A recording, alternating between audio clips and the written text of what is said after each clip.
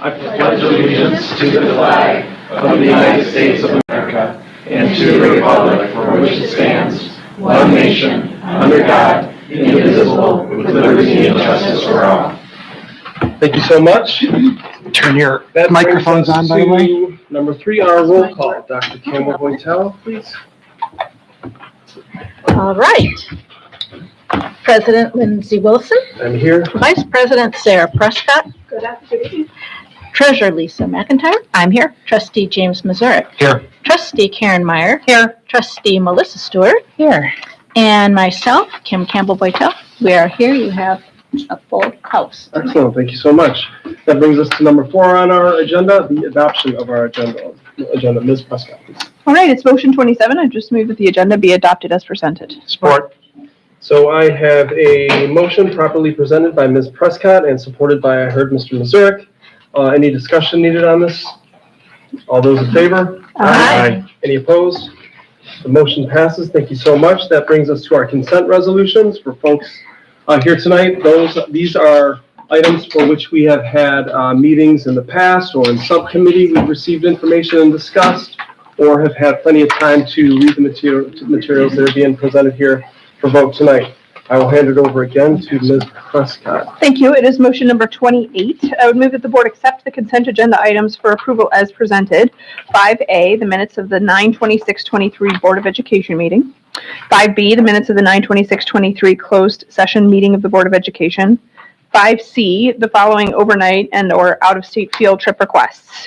C1 is the Hillside Middle School choir trip to Cedar Point in Sandusky, Ohio on May 17th, 2024. C2 is the NHS varsity and JV dance team trip to Kissimmee, Florida for the national competition from January 30th to February 5th, 2024. C3 is the NHS orchestra trip to Chicago, Illinois from May 25th to 28th, 2024. C4 is the NHS varsity pom-pom competition in Saginaw from November 4th to the 5th, 2023. C5, the NHS boys tennis state tournament in Midland, Michigan from October 19th to the 21st, 2023. 5D takes us to our bill warrants totaling $1,405,804.75. 5E, our 23-24 Oakland Virtual Learning Academy Consortium Agreement. Support. So I have a motion properly presented by Ms. Prescott and supported by Ms. McIntyre. Any discussion on these items? I will note that I reviewed the minutes and they look good to me at least. Is everyone else? Any discussion on any of the other items? Can I just make a comment about the NHS orchestra trip? So this would be the first orchestra at the high school, right? Because it's the first year at the high school. It's pretty exciting. Nice. That's all. That was my only comment. It's exciting. Good for them. Good for them. Excellent. Anything else? All those in favor? Aye. Any opposed? All right, the motion passes. Thank you so much. That brings us to our communications, and I will hand it over to our secretary, Dr. Campbell-Boytel. Yes, I would like to acknowledge that the board has been the recipient of two communications, one through the MPSBOE at northvilleschools.org, and the second is the NYN, Northville Youth Network's September report. Excellent, thank you. Any comments, questions? Excellent NYN report as always. Yeah, I just noticed fewer referrals, so it seems like maybe things are starting out calmer this year, the school year. I chalked that off to September, but you think maybe it's I was just indicator. hopeful. I was hopeful. I mean, based on the referrals to my outside board, I too, but right now, I'll take that. It's not seeping through at the moment. I agree. It's nice to see a low number. Let's keep it. Yes, Yeah. exactly. Yeah. Maybe they're getting enough support in other places that there are not the referrals. We could look at it like that, perhaps. I don't know. Good. All right, anything else? Well, thank you. That brings us to number 7, our superintendent's report. Dr. R.J. Weber, please. So, PMP, we're going to get you on deck just so you're ready for this, our bond update, your current bond update. But if I could just have a moment, President Wilson, to note just 3 things. One, it's World Mental Health Day today. And as a public community school district, I'm really proud of the work we're doing, just referenced and obviously. But we are a place that strives to be the best possible place for our students, our staff, and our families, and we're actively building towards that. Today, I was at a local business and ran into a parent that I hadn't seen in 6 years. They were having some real issues with their child, and I was able to help them. And it was a pretty tearful moment because I just asked how their child was doing, and they're doing well. And to me, it's that idea of building a system that keeps an eye on each other and is willing to do whatever we need to do to help each other without judgment, without anything like that. So on this World Mental Health Day, I'm grateful to this board in this community for believing in the wellness of everybody in the system, including and most importantly our kids. They deserve to live a beautiful life. A little thing this week called No by Northville Week. The football coach texted me this afternoon and asked if I could come out and talk to the players, and I had some words with them. They were super positive. Ever since they were little kids, this is kind of the moment that you hope you get to be in. A lot of people are in pursuits where they don't get to have a game that is big or important. And so I just said, I know you're playing against some of your friends, things like that. But embrace this stress, embrace this joy that you put yourself in and get after it. So hopefully we'll see some people out there on Friday night. Unfortunately, my son, who goes to Novi schools, will be on the other side. Anyway. It's at Novi. It's at Novi. Yeah. And then finally, just a thank you to, I got to look at the team to my left, and I've got to look at my team around this table.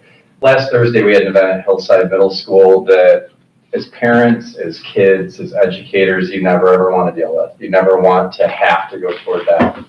And I can say I couldn't be prouder of everybody in the situation. Friday, we're going to take the chiefs of police. We had actually 4 jurisdictions show up. Our own team, as well as administration from Hillside, and go through a plus delta exercise of the things that we thought went really well and the things that we could do better.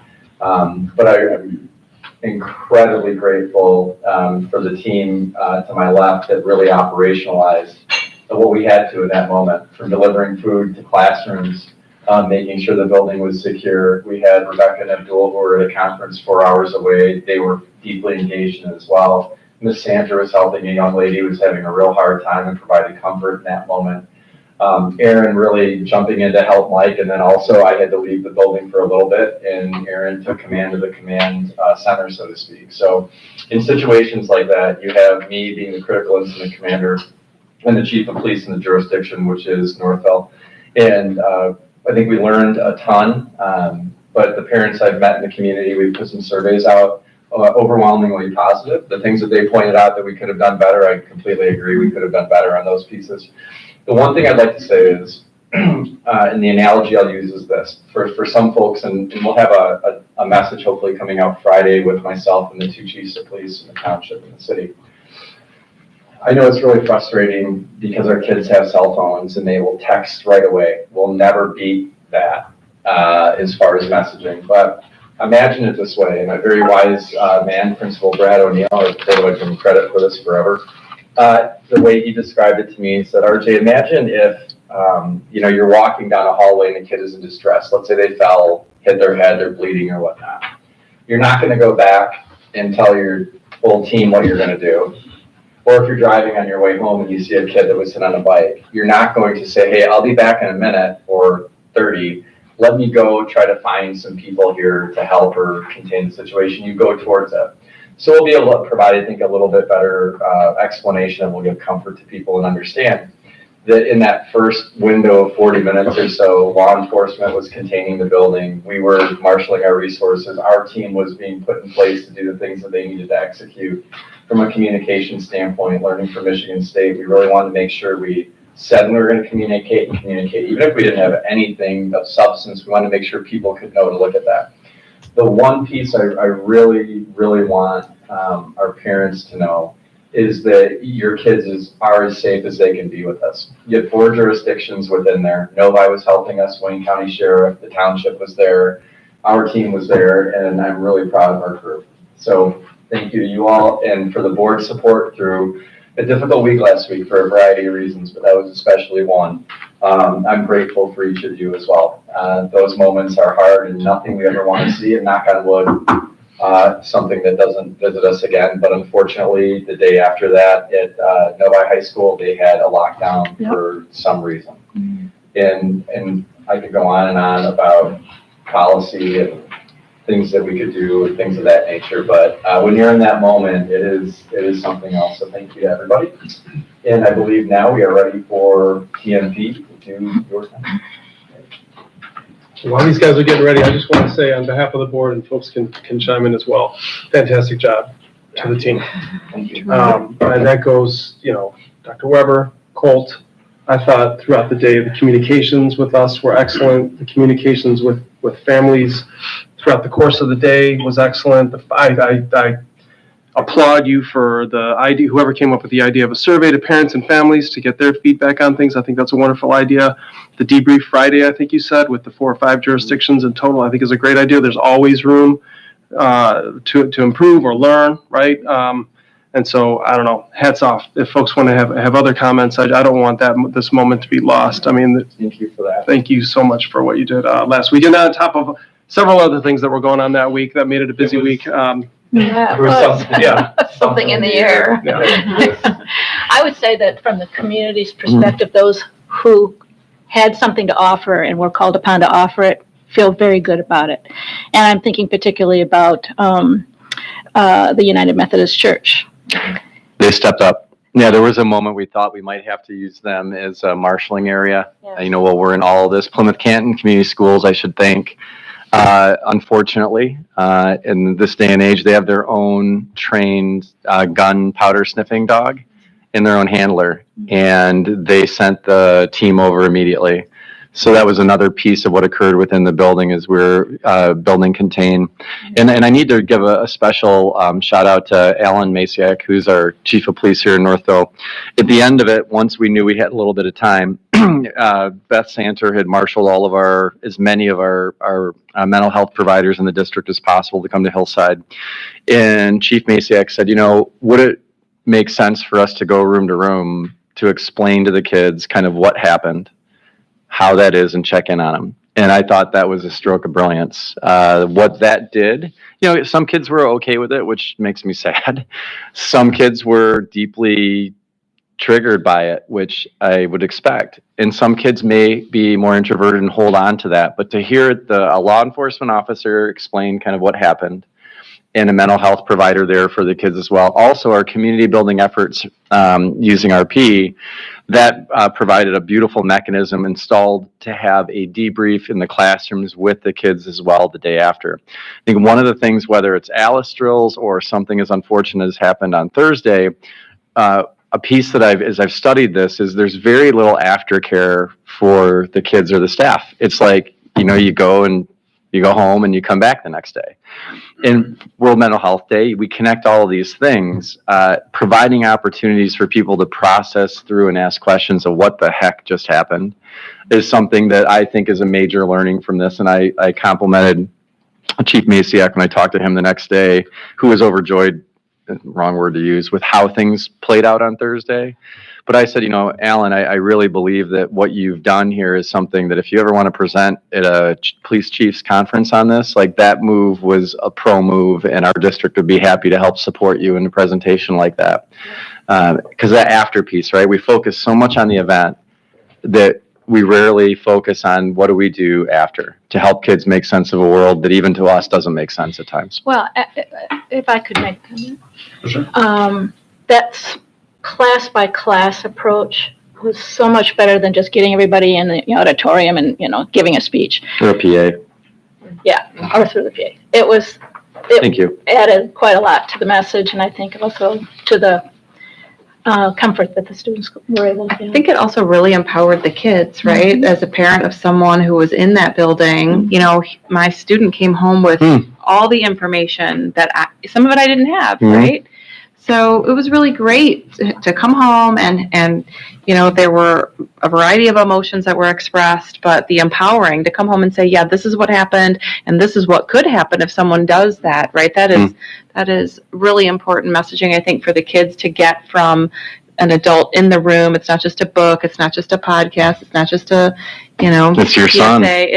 And he received the information, right? That he also knows, okay, this is not a joke. These are serious things that can happen. And that's something we'll touch on, I think, in our video Friday is I'm not so sure the youth understand. And I actually, on Friday, I found the name of the officer, one of the two officers who responded to the home that was out of state. And I called him, and he said, "Who's this?" So it's Dr. R.J. Webb from the Northville Public Schools. On behalf of the board and probably 2,000 people, I just want to say thank you for what you did and how quickly you found out what it was.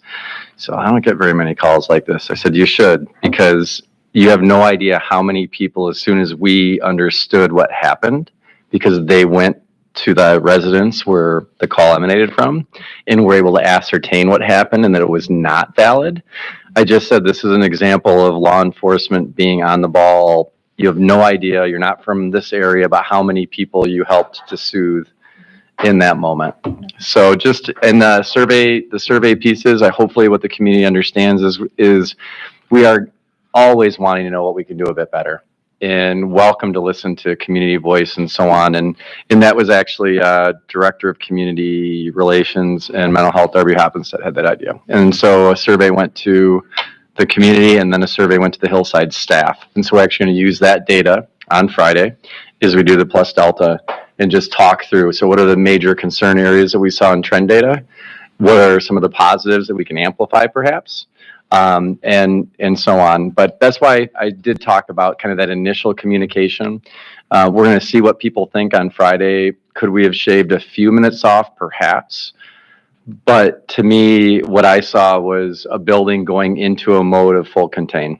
Officers searching trash cans outside the building. I mean, it was a sight to behold. It really was. And from food service to everybody, just trying to get that in that moment to keep our kids safe and ascertain what the threat was or wasn't. So thank you for noting that. Did we also mention the teachers and the staff? I think we did. Amazing. But just wanted to highlight that, right? That given the range of emotional expression or lack thereof, I could also not imagine being a staff person in the building, like trying to maintain that outward composure and yet care for all these students and care for each other. That it was. And our guest really, teachers, really well I was a guest teacher. I know you've been a guest teacher. Like, I'm going to tell you, they performed beautifully. I think there's some technical things we can do better to make sure they're getting communication in a timely way, that they're in there. But hats off to HR for finding people to staff our classrooms when people aren't there, that were fantastic, really fantastic. So thank you to the entire community, and may we not go through that again, please. The only thing I'll note, think about what the best way would be to, mechanisms to update us on whatever you find, through the survey, Friday, whatever comes to pass, and whether it's straight to the board and an update or a closed session. I think we'd all just appreciate it. Yeah, so I think, so folks know, like, part of my thing here is making sure the board knows what's going on as much as I possibly can. And so just making sure that you guys have those bullet points of this is the piece. But we'll absolutely put something together because we're going to have findings on it. And maybe that could be part of a full, more security type of conversation at a closed session later in the year. All right, that's a good idea. Thank you. And going along with this in some ways, right, because we're spending a lot of money on a whole bunch of different things here. I've had the pleasure of being in many meetings with these two guys, who are good men, and trying to design the bond and tailor it and see where it goes. So, Stephen, if you could get us kicked off. Thank you. On a little less serious subject, since the bond passage, there's been a lot of work behind the scenes. We talked about which buildings and sequences. Tonight, TMP, John Castellana, for the folks that don't know John, you're Chairman Emeritus of TMP. Is that the correct title? I'm chairman right now. Okay. Emeritus sometime. And he's been instrumental in both the bond planning phase and now in the bond design phase, helping us guide through what are possibilities in these buildings, working with the curriculum staff, administration. And we want to give you an update where we're at tonight. talking about specifically Ammerman and Meads, and then a couple other details about the other projects. So with that, I'm going to turn it over to John Okay. and let him go through the design updates. Good. Thanks, Steve. And hello to the board members. I know a couple of you from the last time. I've only been at TMP 51 years, so I guess, well, yeah, seriously, it's been a great ride. You know, I started here right from college and never have left. And I've had the pleasure to work with Northville on many occasions. So we're really proud of everything that we've been able to accomplish together with the community. I also want to introduce Joel Galanti, our project manager. Joel makes sure that we stay on track, gets all the meetings scheduled, and also has been instrumental in design activities and all of the management activities of working with different staff members in our office and also with staff at the individual schools. As Steve mentioned, and I don't know if the board. Yeah, we have it here too. Oh, you have it right there too. Okay, good. Ammerman was the first project that we started to take a look at. And here's a scribbly drawing that some of you might remember from the pre-bond area. And actually the pointer doesn't really work on that. But these were just some conceptual ideas during the pre-bond study.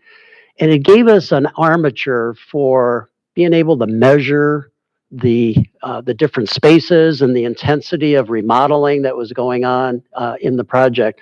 Center Street is on the right-hand side of this drawing, just to give you an orientation. 8 Mile is at the bottom of this drawing.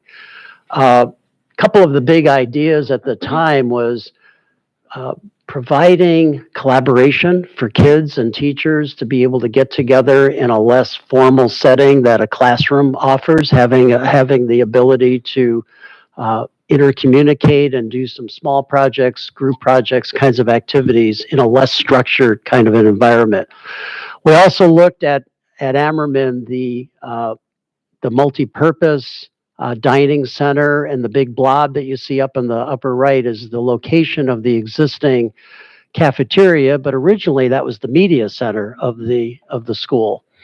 And at the time, when we did this, we were looking at actually reconstructing that entire area, new kitchen, new multi-purpose dining space. So that was a major piece of the puzzle. On the left-hand side, up in the upper right, next to what is the media center today, was a new STEAM addition, and that was a vision of the district to be able to interject STEM into all of the school areas, K through 12. It's a big initiative that your district has undertaken, and you need the space to be able to accommodate that to happen. The green courtyard in the middle, we wanted to be able to do some active activities out there to encourage some outdoor learning opportunities as well. So we looked at different kinds of things. Everything that you see in the yellowish ochre color, that's all remodeling, new lighting, all the things that we didn't do in the last bond, and it really completes the vision. A couple of things, and you see the notes on here. These were notes that we actually had. We had interactive sessions right at the school with Devin, the principal, and some staff members. And we've had, I think, 3 or 4, Joel, I believe, at the school during this process.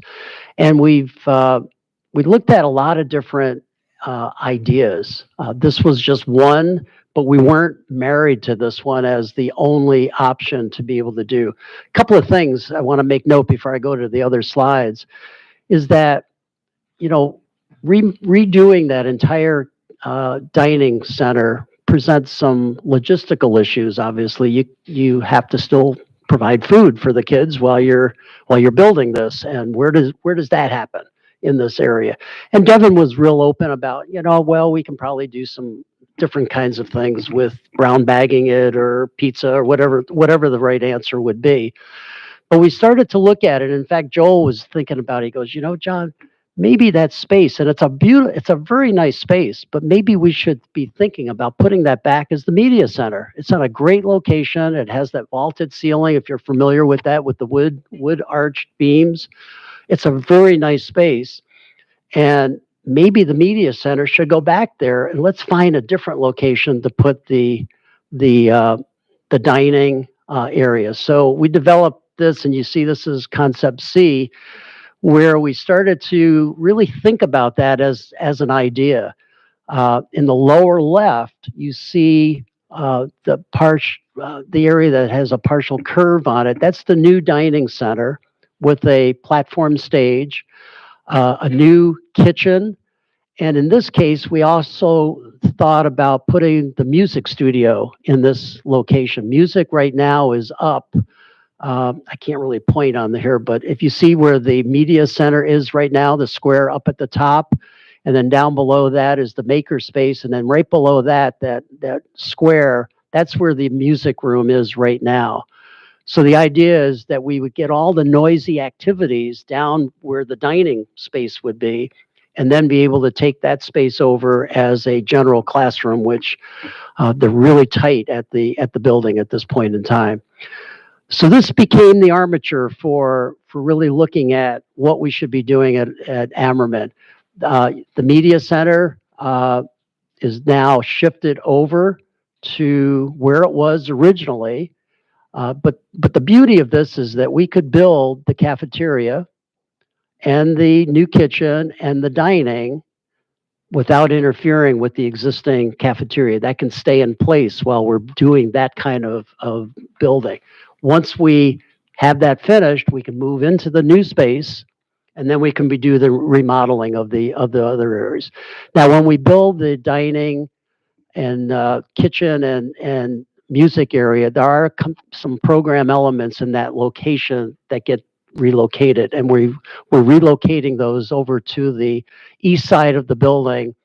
Do you see where those other areas that are in the darker magenta color? That's an opening, that's a niche in the building right now, and we're looking at providing some space in there for the learning consultant and reading recovery and other things that we display. So actually, that would be phase one, because we need to move them out. Then we can do phase two, which is the dining, kitchen, and music. And then we can get into the media center area and then convert the existing media center as it stands today into the STEAM area with the adjacent makerspace right next to it. So it starts to make logistical sense on how the building can be operated as well. So then we looked at go ahead, Sarah. Can you Go back. to that Yeah, slide? sure. We just did the makerspace in Ammerman in Yeah. the last 2 years. Right. This sort of here. It's right there. Would that be retained? It's still as- staying as the space. So it'd just be retained as is? Yeah, and it's adjacent then to STEAM, which is a good relationship. That's really, it's one of the goals of, from a curriculum standpoint, it would be wonderful to be able to get STEAM and Maker sort of coexisting together. They're good neighbors to each other and be able to complement. Yes. What's the net gain in classroom space? In this particular case, there was one net gain of one additional classroom space. And then as we've developed it, there could even be two as we go through it. But one was really precious to be able to pick up one because of the capacity at the school right now. As you probably already know. Yeah, I know. Right, exactly. So are you saying we for sure have a net gain of? We have for sure the net gain of one by building the new music room. We picked up the old music room as a net gain of classroom space. And then we were looking at that area that we have reading recovery and learning consultant. There's a potential of getting an additional classroom in there and then shifting some of the other things around. We're looking at that right now. We're in the early stage. This is called schematic design. And for board members that were here previously, that's sort of the first phase of the design process. And then we have a phase that we call design development, where we get into a much more detail. The engineering input is really put into the project as well. We get some real detailed estimates at that point in time. And then the third phase is construction documents. Those are the actual drawings and specifications that we do that contractors would ultimately bid on the project. So we're at the early stage right now with schematics, and we're still looking at moving and shifting some things around, and we continue to have meetings with Devin at the school. Can I ask a couple Sure. of just thought questions? Sure. I mean, so is there any concern with having the kids here eating and crossing here to go to recess? Like noise? There didn't seem to be any real concern on that as well. That main hallway that runs north-south is a good Because it's not good a lot of area, classes. and there's a gymnasium there. You're not really disturbing any of the major there's classes. areas. Yeah, The there other are. question I have, I hate to think like this or be creepy, and I'm sure you guys have thought this through 74,000 times more than I have, but I guess just in hearing some of the things we've been to with safety presentations, it Yes. makes me a little nervous that like kind of one of the most immediately accessible places is also a place where people are gathering. Like it feels like this being down here, the dining, like, I don't know what I'm thinking other than just,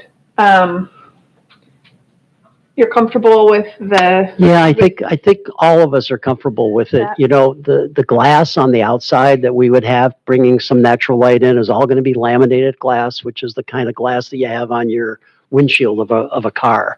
It's one that you don't easily break. It's not bullet resistant, or it's bullet resistant to a degree. It's not bulletproof from that standpoint. Sarah, I think the biggest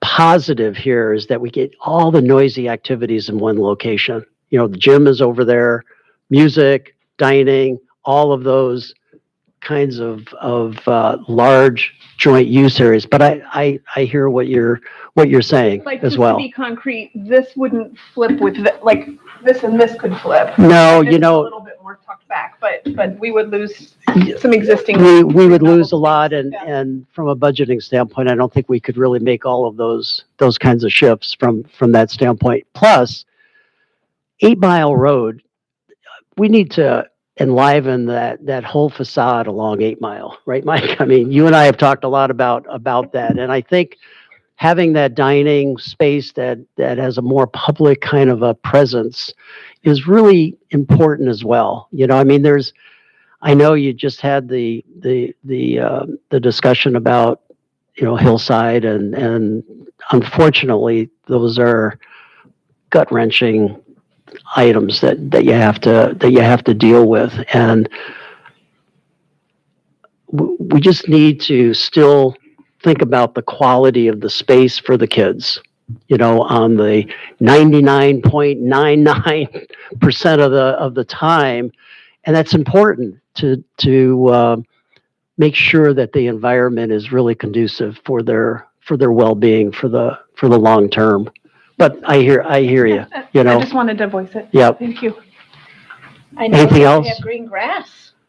The what? growing at the side of the. Oh, yeah, right. A little bit of green. The other thing that I didn't point out, in the courtyard in the middle, you see those little triangular items as extensions of the hallways.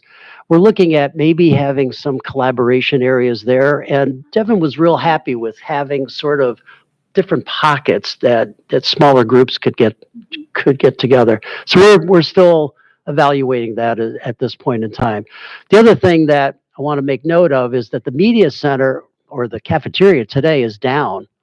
Joel, help me. How many?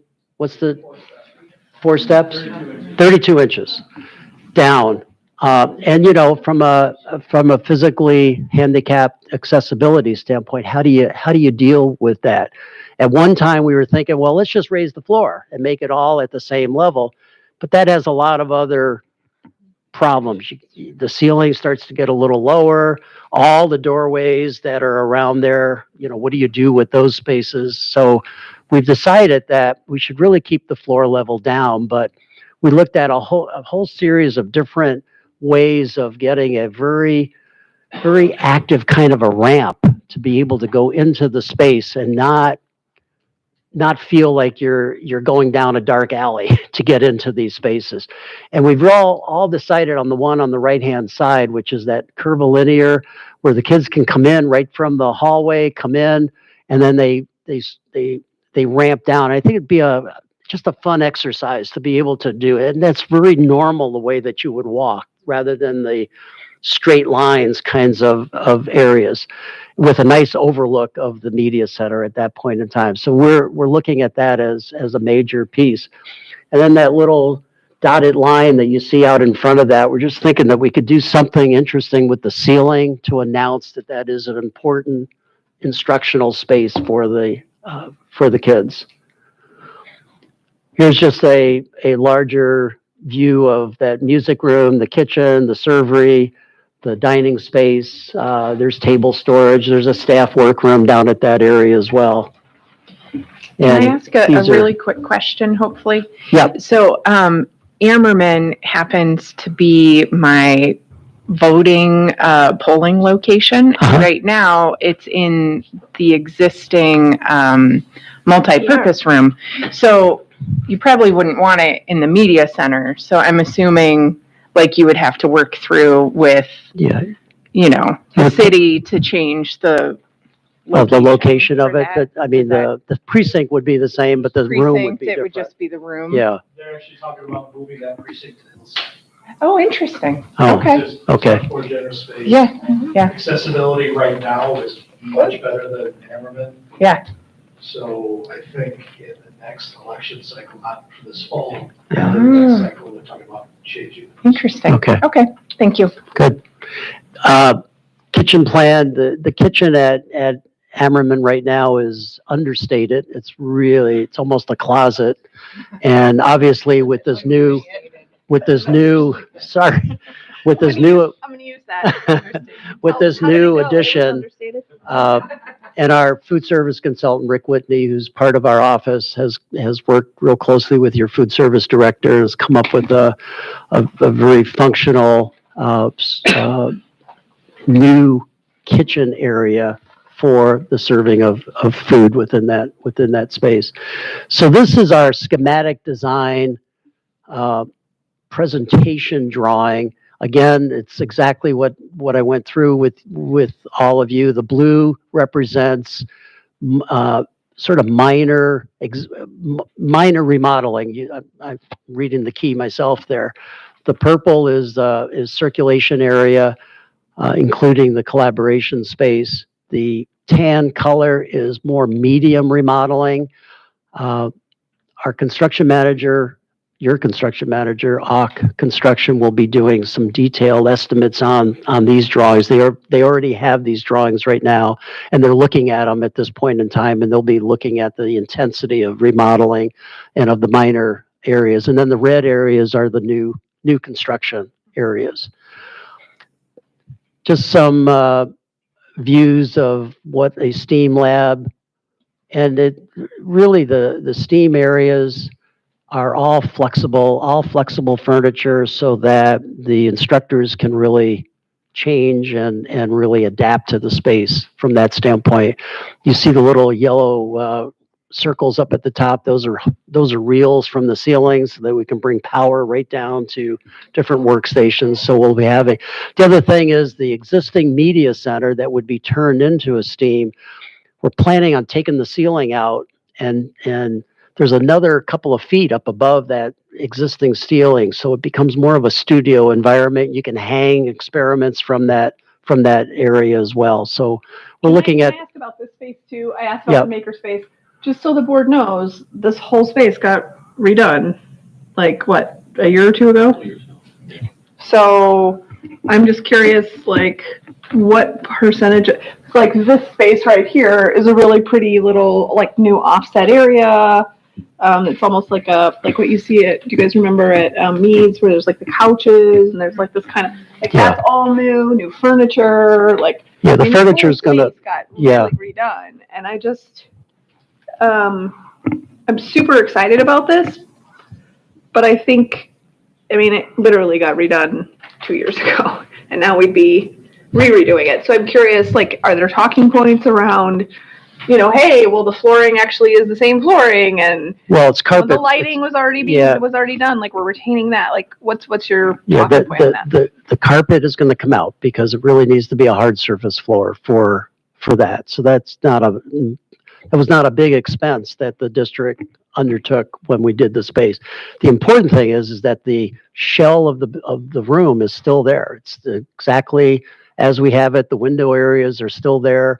All of that is still in place. We're changing.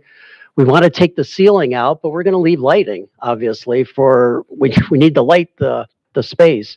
We might just leave the grid in place and just take the tiles out so that we can still get the height, but not have a flat kind of a ceiling.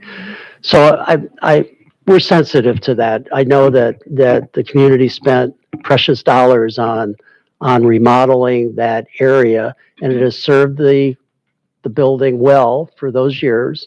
And now it's just the next little generation of it. All the furniture was all movable within that media center space, and that's all going to be shifted now to the new area. It's not like it's being discarded from that standpoint.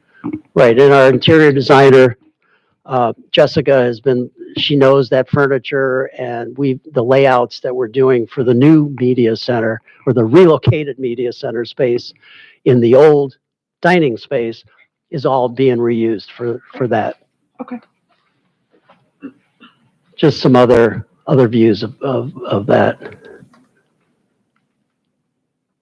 And we're still in the early design stage of what all of these things are. We've been working closely with Aaron as well on just the curriculum of STEAM within the district, and really looking at what does K-12 curriculum look like, and what are the different phases of that as the kids progress through the system.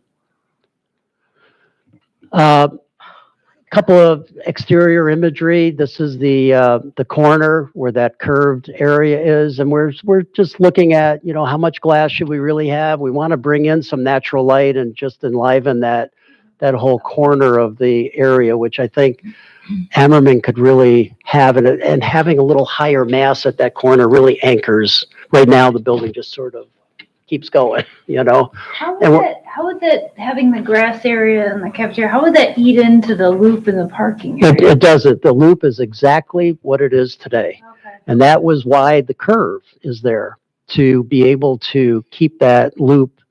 And Steve was very emphatic as we went through that, because we know that there was a lot of study on that, and it's a tough site for the drop off and pickup of kids.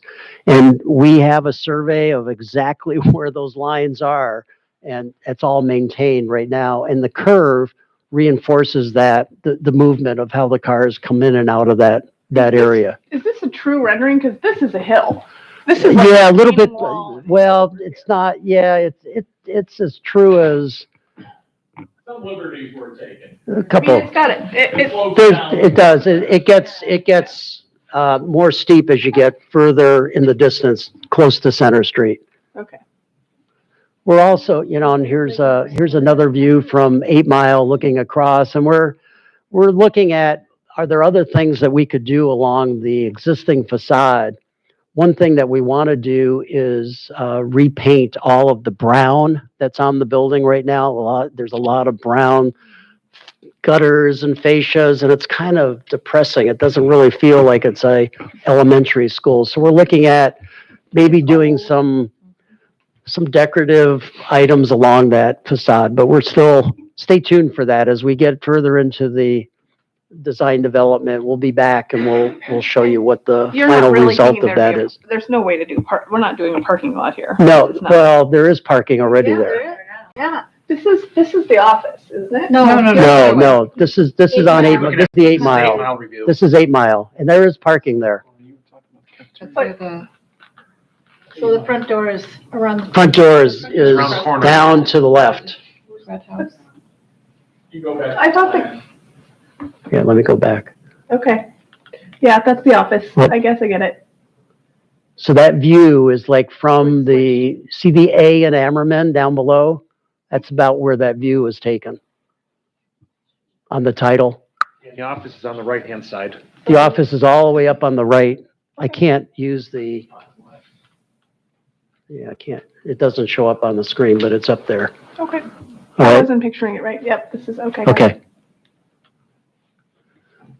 Okay, Wow. all right. Any other questions on Ammerman before I get into Meads Mill? Remind us what the phases, you had 1, 2, and 3. I was going to ask the same Yeah. question. What's the Timing. second phase? What did you say the second phase is? The next phase? Oh, design development. No, First like, what we build first? yeah, and like what are What we're the- gonna build first is the things that got displaced, which is a learning recovery and a resource space. Those will get built first in that open area next to the kindergarten. That's number one. We have to get that in place. Then we can start on the new construction for the dining, the kitchen, and the new music room. Once that's completed, that can be operational, which now opens up the existing dining space, which is now vacant, and media center can then move into there. We get the ramp in to be able to do that. And then at the same time, we can be doing the remodeling of the existing media center into the STEAM area as well. And can you situate those things into like calendar dates-ish? Yeah, we've been looking at that, I guess. Steve, you wanna? Really, I mean, this does become, it is a complicated build, because you have to build something and then move it, then build something, so it extends the program a little bit. But it's probably gonna be 25, 26 are the two heavy construction seasons at Ammerman. So During again, while that schools- area, what's that? While school's in. There's gonna be some aspects where we're doing new construction while school's in session. And as those things become online, then we'll transfer folks and people into those new spaces. We wouldn't be necessarily remodeling a space in an existing space during school. Right. But the area south of the office, that red box, that new classroom, that LR, that resource room, that's kind of go first because it frees up the space to do the cafeteria. Right. Yeah, we have to do that one first. And luckily we have open land that we can do it. And it really doesn't interfere with the operation of the school. I mean, it's construction.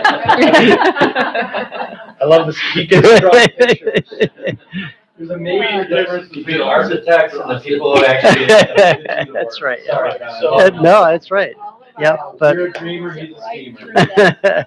So, you know, it's That's where a they much sit. smaller scale than the issues we've faced in Hillside, but there are gonna be issues, and, you know, that's why our construction team is here. You know, I'm hands-on on all these things, working with the architect, our construction team, and, the principal, kind of working through the phasing, so there's a lot more discussions, like, the final product, what you see at Hammerman, it's gonna look something like that, but, you know, talking about pieces of grass here, we're way too early in the process to start looking at those level of detail. Okay. So this is kind of broad brush. It's kind of departure what we talked about a little bit during the bond planning phase. Like, Right. hey, you know, the team really said, so there's logistics about doing that cafeteria while school's in session and how many months of not having food, or at least around bagging in classrooms. Like, is there a different way to tackle this? You know, we are still looking schematic budgets, you know, all those things. So Right. this is a very preliminary update, so. Right. We're early. Right. But we did want to give the board an update because there's, you know, between the passage of the bond and now, but what are you doing? Well, we've had about, 20-some meetings between At least. ourselves and staff Yeah. and various other people. So that's kind of where we're at. Right. I'm going to let him get into these. Okay. Meads Mill, similar. Here, this was the bond drawing that some of you saw, and the color coding on here, the magenta area down at the bottom, that was a new STEAM area of the building. That was a major focus of the bond all the way through, as I mentioned before, from K through 12 within the district. Give you orientation here, the main office is up at the top here. You know, this, you come in off of, always forget the name of that street. 6 Mile. Just a 6 Mile there. Well, it's off of 6 Mile, but there's that little stretch. Oh, the little, I see. little- Yeah, you're right. Is You're it Franklin? Yeah. Thank you. I was like, I know the way, but I'd never remember the name of the road. But the main entry is still up at the top, and in this drawing, it was planned to be up at the top. The dotted line just above that, going all the way across, was a new entry canopy. You know, think about the canopy that's over at Hillside today to be able to have a nice drop-off area so that kids are really sheltered to be able to come in. Similar idea from that. The tan area, again, is all remodeled space with, you know, new lighting and floor finishes, things that will complete the vision. You see the fishbowl right in the middle on the left-hand side, and then the media center right behind that. Those are great spaces and real transformation of those rooms from what they were originally. And then the office area is up above that area, or to the right, and up above that, the administrative area, which is quite tidy right now. It's pretty tight within that space. And then the candy stripers that you see all the way on the right-hand side, that's major remodeling of the dining space, the gymnasium, locker rooms, all of that area of the building. Then the other big thing at Meads Mill is the 7th grade house, which is the lower right-hand corner, is very isolated. It doesn't really feel like it's part of the building if you're familiar with how that sits. And to be able to get to it, you have to go through a lot of different hallways to get to that area.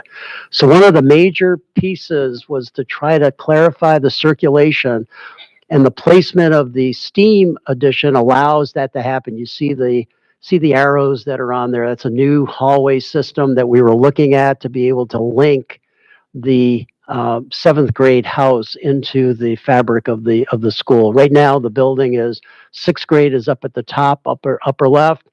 8th grade is at the lower left, and then 7th grade is over there. And they might change that. It's pretty universal. You know, it might be 6th, 7th, and 8th because those rooms are a little bit bigger on the right-hand side. So Brad's looking at that as well while this all gets going. A couple of big things that we looked at as we had meetings with the group was clarifying the circulation of this building. It's tough to find your way around. If you're familiar, when you're outside the fishbowl area in the hallway area, which is a real nice broad area, to get to the rest of the building, you have to go up and around the staff and counseling area, which is right in the center there, that sort of that trapezoidal area right there. Thank you. And you have to go around on both sides, and there's a lot of real estate that's devoted to non-usable space. It's just circulation area. So we looked at one of our meetings, like, wouldn't it be great if we could get a straight spine right from the fishbowl all the way through, terminating at a new area that would give us access into the dining and access into the gym, so that from a passageway standpoint, it's much easier to circulate, and it picks up some valuable real estate, both for the administrative area and also for the counseling area as well. So that's where we really... Could it not feel like a cave? I'm sorry? Could it not feel like a cave? Because that is also the darkest, most... It is. It is. In the whole Yes. school system that's left. Yes. We want to do some things with the ceiling in that area as well, Sarah, to be able to enliven that area. And here's another sketch drawing that we did, concept option D, based on, we did a whole bunch of these. We had the A was the pre-bond, and then we had a B, C, D, and I think we had an E also. And as we really talked about it, this was the planning that seemed to make the most sense. And one thing, Sarah, that we're doing, the cave-like quality is you walk through and there's a lot of lockers. Yeah. And they're very tall lockers and they're- you're sort of, we're taking those out and we're going to relocate the lockers in different locations of the building so that we can open up. See that big triangular area? If you could point that out, Sarah, too. Yep, right in there. Thank you. So that's going to be a major collaboration area for the kids to be able to use that space. And the little dotted in square that's right in the middle, we'd like to put some skylighting in, but there's some things that are happening up in the ceiling area, but we're going to do that with light fixtures. And with LED lights today, we can simulate a skylight and really be able to animate that space. And there's a series of those as you go all the way through. You see those kinds of diagonal squares, yeah, that we're looking at. So that's a major piece going all the way through, terminating at a sort of another public events lobby that gets you into the dining and gets you into the gymnasium space. And in the STEAM area down at the bottom, we have some collaboration in front of that where the simulated skylights are. And then a nice, broad, open, very flexible STEAM area with some shop areas on one side, storage on the other side, and then the accessibility directly to the outdoors to a terrace where you can do outdoor experimentation as well. And then right beyond that is a beautiful wooded area as well. It's a lovely spot on the backside of the building that you're not even really aware that it's there because you never walk that way. You're always going around to get to the seventh grade wing. But you can see now the circulation starts to really knit all of those pieces together. So is this your latest Well, that was ish? almost. So then we started to really look at what should we really be doing in the dining, the new kitchen area, the gymnasium, all of that space. So we developed a whole series and these are just two examples of a couple of options that we were looking at. And the kitchen is another one that's quite understated at this school. I'll use that word again. And we're looking at providing a kitchen that is similar to the kind of operation that is happening over at Hillside so that we can get some opportunity for the kids that would be similar for middle school. And with our food service, with Rick Whitney's help, we developed a whole bunch of different options on how that should happen. He's worked with your food service director. Is it a scramble system? Is it a different kind of a serving kind of an area? And we've settled in close to option B on the right-hand side, which puts the major kitchen piece at the front, at the top of the drawing over here. And but that's where the stage is right now, if you're familiar with that area. So we're looking at taking that, it's really valuable space, moving things around and trying to. The other thing that we're looking at is there's a wall between the dining and the gym right now that we are going to be replacing. And we want to expand the gym slightly. Right now, the basketball court is undersized, and we want to be able to get it to a regulation 50 foot by 84 foot, which is normal. This one is 40, what is it? 50 by 74 right now, so it's undersized. So we wanted to try to get that, again, to be equitable. So we're looking at different kinds of options for that. Here's just blow up of the kitchen area. It's very well detailed now, and I think everyone is real pleased with the direction of how that's all going to work from that standpoint. And then here's our schematic design. We're due to be done with schematic design on October the 20th, and then these drawings will also go to OC, the construction manager, for estimating as well. The color coding here, the new addition is the red, which is the STEAM area. Medium remodeling is all the tan color, and then there's the blue area that are little light minor remodeling, and then the purple again is circulation.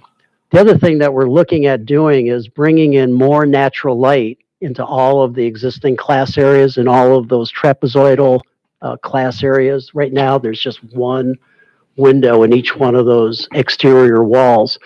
And that's another understated thing, Sarah, from that standpoint. But so we're looking at and enlivening that. And then notice up where the dining room is. Now we're looking at the stage being to the right-hand side. I think we've tried every facade, but this one seems to make more sense, that as people arrive, they were arriving at the back of the dining space rather than at the front of the dining space. And it was something that actually Michelle Kearns had recognized when she looked at that original drawing, and made sense to be able to move it over to the west side. And then I didn't mention it, but we're also looking at an outdoor dining terrace off of that area as well, so that on good days, kids can be able to go out and have a meal outside as well. Okay, here's Just make sure we retain them on campus. Yeah, right. Middle schoolers. Big fences. Yeah. They go out.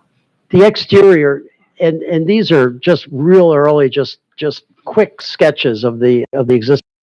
One thing that we've all talked about is getting rid of the burgundy color on that upper band to make it a little bit more timeless. And I don't know what that means right now. Maybe it's a silvery gray kind of a color. We're not sure. We're just trying some different kinds of things.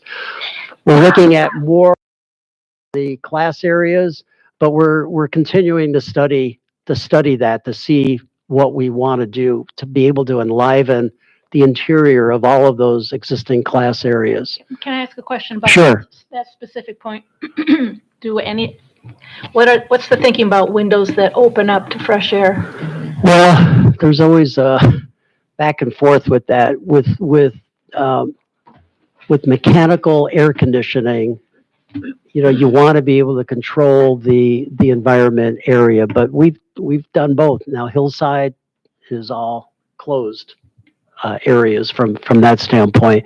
Then you get into screens. Do you put screens on the building, which is a maintenance kind of an issue to prevent insects from coming into the facility? But we're bringing natural ventilation into the building through the mechanical system. So we're getting natural ventilation, but it's not through a window. Right. At least right now it isn't. Reacting to the COVID years, and Yep. fresh air is Right. being a really important It is. component to try And to there's communicate healthy there's some technological advances in the mechanical systems now that really take that into account because of COVID. There's different filtration, Right. but there's more air quantity being able to be introduced into and that's where the design development phase will really be important for our engineers to really get into those kinds of details. Yeah. These are just some very loose conceptual exteriors. The idea is just to see right now there's just one window in each one of those corner areas, and we have 6 potentially. I don't know if that's going to stay that way or not, but we're just looking at different kinds of ideas for that. Are any other questions on Meadsville? And if not, I can turn it back over to Steve, and he can go through some of the other projects that are being developed right now. I mean, I think, Brandon, we know these are not finalized, right? But conceptually, you're moving us towards the direction of where you're heading. Recognize there's a lot of details still to be determined in that, but it's always interesting to go from the pre-bond where it was just here are wish lists to seeing how those wish lists start to fall into place, right? Right. And Right. I think there's obviously still some trade-offs you're going to have to make, but I like the concept of getting more light in all our schools. That's so I think this is, and I agree with you. That hallway and snaking yourself around in the dark. It's really it won't be like that when we're all done. Believe me. I'm actually curious to see how you simulate a skylight, but with LED lighting. at Hillside, so I don't doubt. Right. I was wondering if the simulated skylights are what the high school has in the Zen Den. So Is it if- something if you're at the high similar? school next time, Jim, going to the Zen Den in the counseling suite, and so we had a connection that we built last year through somebody at NEF and was able to get him to just donate a number of them. Right. They're fascinating, and the research really are on cool. Okay. where they're Yeah. also installing them is memory care facilities. So if any of you unfortunately have dealt with family members, with Yeah, that's Alzheimer's true. or dementia, you know what sundowners is and what happens to people. And so they're actually installing these in major care centers to kind of mimic more of Right. that natural life. Isn't it fascinating? They You were look at It really is. You neat. kind of just Yeah. stand under them, you look at them, you're like, and apparently they Yeah, can it's program like anything, a jet really planes nice flying blue over, tint whatever. to it, and it was, softer, so Yeah. it wasn't like blinding light on you, Yeah. but it was still, it was really neat. So maybe we'll make sure, That- Yeah, that would be good Yeah. to do. Yep. It'd be cool. Okay. Anything else? No? Thank you. Thank you. Great, thank you. So a couple other minor updates. Again, I think this is all, it's not really new information, just reinforcing what we've already brought in front of the board. The 8 Mile Stadium bleachers, that project was awarded by the Board of Education. Shop drawing is underway, and that is still scheduled to start in the spring of this year. The transportation paving from basically the yard out to 8 Mile, scheduled for the summer of this year, or next year, summer of '23. HVAC work at Cook, and we're adding some electrical outlets in that building. That's actually funded by Wayne Risa foundational, not a foundational allowance, but Act 18. So that project was awarded, and we're looking at scheduling that for summer of '24. Moraine was awarded, looking at summer of '24 for that project. Roofing, that has not come in front of the board yet. That project's going out for bid in October. We're looking at portions of the high school, a couple small portions at Ammerman. We had a larger scope originally planned for Ammerman, but with the direction of the bond work, we're going to kind of reduce that scope because we don't want to trip over ourselves and put new roofing on and then put it, there's a lot of work that happens at Ammerman with the bond. John talked about getting rid of a lot of that brown and repainting it. Actually, we're going to replace the fascia and soffit around that building. It's failing all over the place. It's original.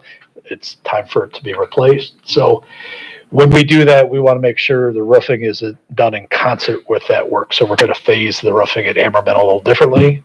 And then the technology and operation building at Fogg is going to get a new roof. So again, it's going out for bid later this month. We're going to bring that to the board in November for contract award.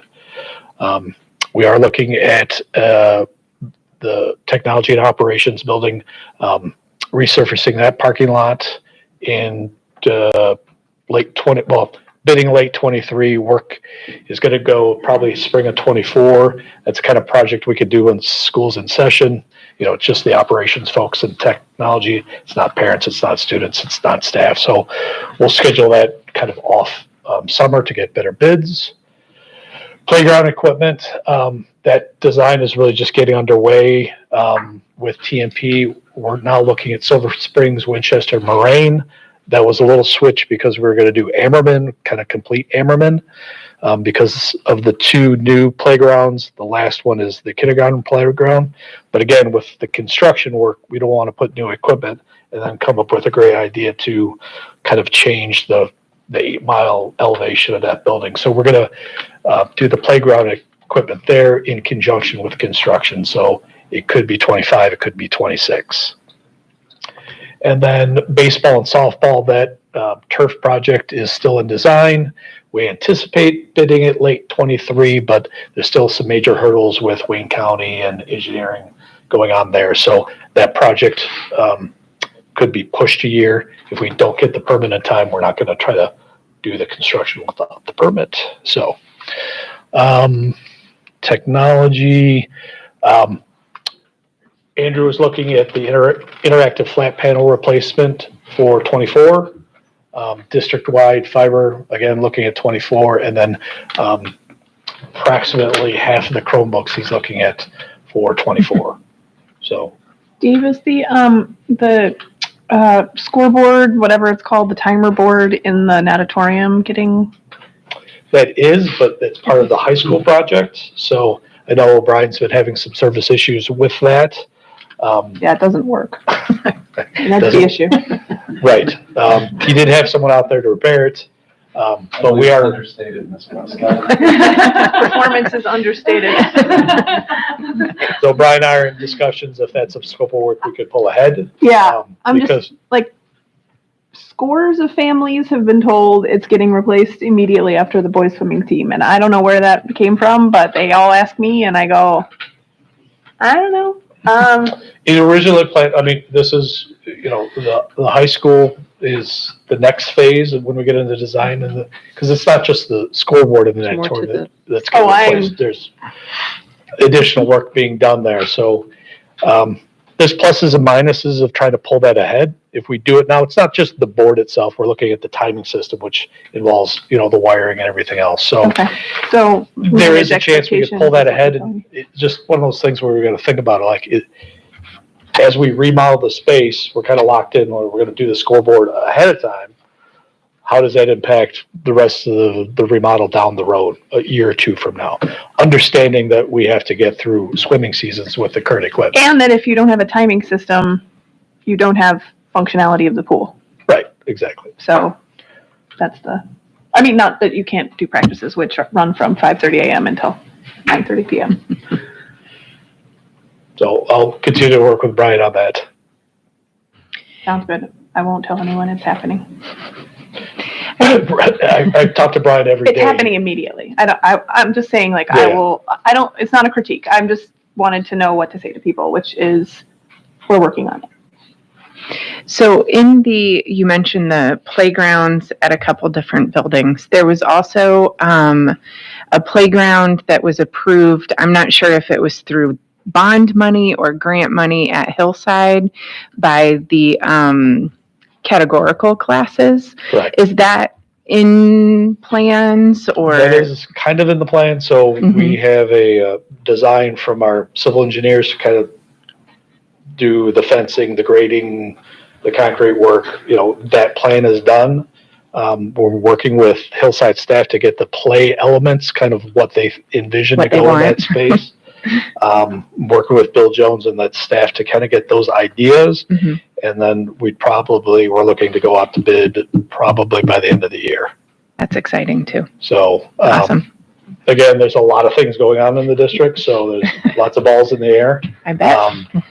But that one's kind of outside of the scope of TMP and Okay. our construction manager. So we might have the construction manager bid it out and manage it, just because they're going to be doing a fair amount of work in 2024. But this is something they could probably add on from a execution point of view. But TMP is not involved with the design. So how we kind of approach that is we're going to build the box and we're going to tell the playground people, these are the kind of play elements we want on the box, like accessible swings, basketball, accessible playground structures, and give them kind of a budget. We want to spend X. And they come to us with all these designs that fit in within our budget. And then we kind of go back to the staff and say, which one do you like the best? They're all basically the same price at this point, but it's more of a performance selection criteria. And that's similar to what we did recently with Hammerman. Great. Thank you. Thank you. All right. Thank you. That's a good work. Dr. Weber, is that it? Excellent. That brings us to number 8 on our agenda, our first of 2 opportunities for public comment. And I have a green card here, Mr. Alvarez. So come on up to the mic, if you would. And just while you're doing that, I'll give you some ground rules. So this is 3 minutes to give, to tell us whatever's on your mind. It's not necessarily a time for dialogue. Mr. Alvarez, are you here? You want to come on up? It's not necessarily a time for dialogue. We'll take your comments and we'll figure out a way to respond if at all, but we appreciate whatever you have to say. And if you can, like you did last time, just remind us your connection to the district and that sort of thing, if you don't mind. My name is John Alvarez. I'm a Northville resident with a student at Northville High School. I'm not only here to complain, but to educate the president and the Board of Education what is happening on your front lines. With a little investigation, you can confirm what I'm telling you is true. Most will be alarming and will require action by you. Accept my apologies for keeping you away from your family. So I start. My question request to you is, do you feel it's appropriate for Principal Brad O'Neill and Vice Principal William Lamdibn, referred to as Mr. L, to stalk a 12-year-old boy into your bathroom, knowingly there would be no cameras? They forced another boy to leave so they could be alone with him, forcing JC to stay so they can both take turns to physically search him. In 8th grade, about April, May 2021, both O'Neill and Mr. L both took turns to physically search JC at 14 years old in the bathroom without anyone else present. Both men followed JC into the bathroom, made all other boys leave the bathroom, but forced JC to stay with them in the bathroom alone. They made him remove his backpack, and then the men took turns to physically search JC's body and backpack. I reported this occurrence to the superintendent's office, and he shared with me some of the emails he received from Mr. L, and I had informed him of what Mr. L reported to him were lies.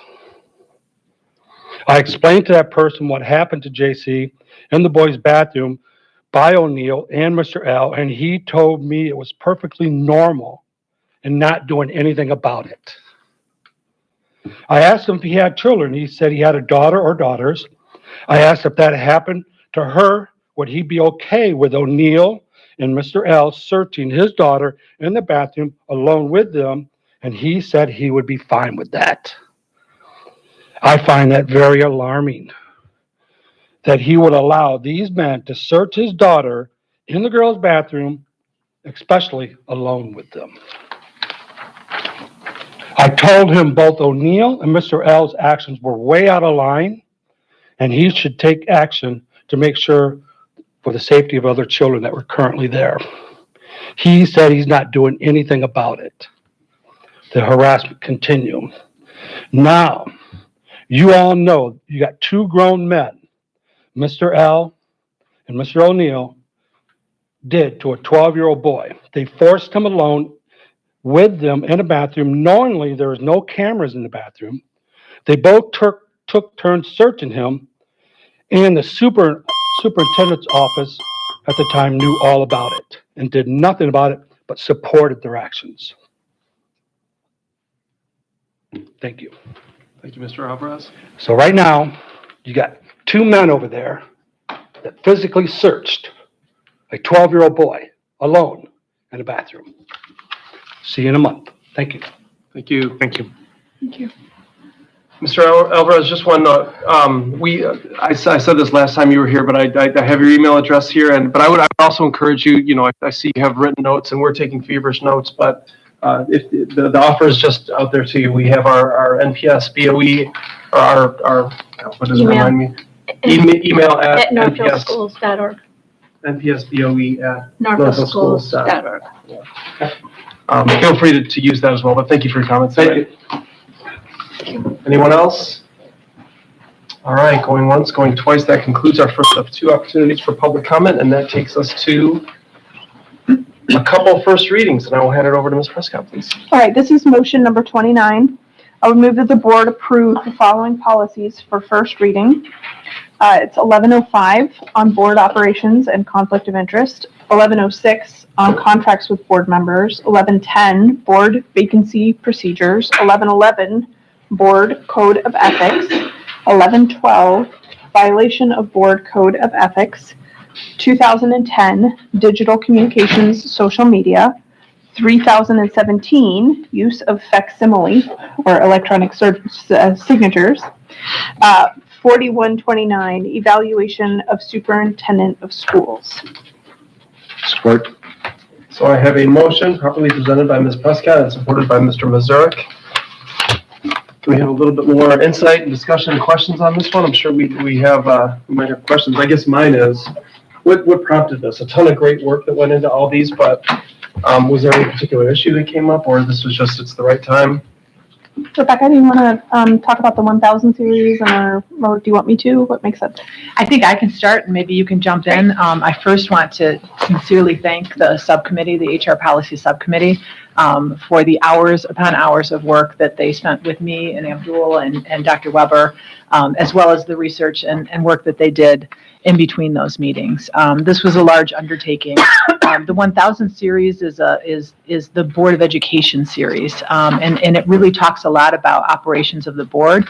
When we consulted with legal counsel, Rob Dietzel worked with us on this. He recognized that there were some areas that we were missing policy on. So he helped us with our board bylaws. And then knowing that we really appreciate that bylaws document, it's helpful and supportive. It reads very well. We were able to keep that the board bylaws, but then also update that and add some additional policies that we were missing.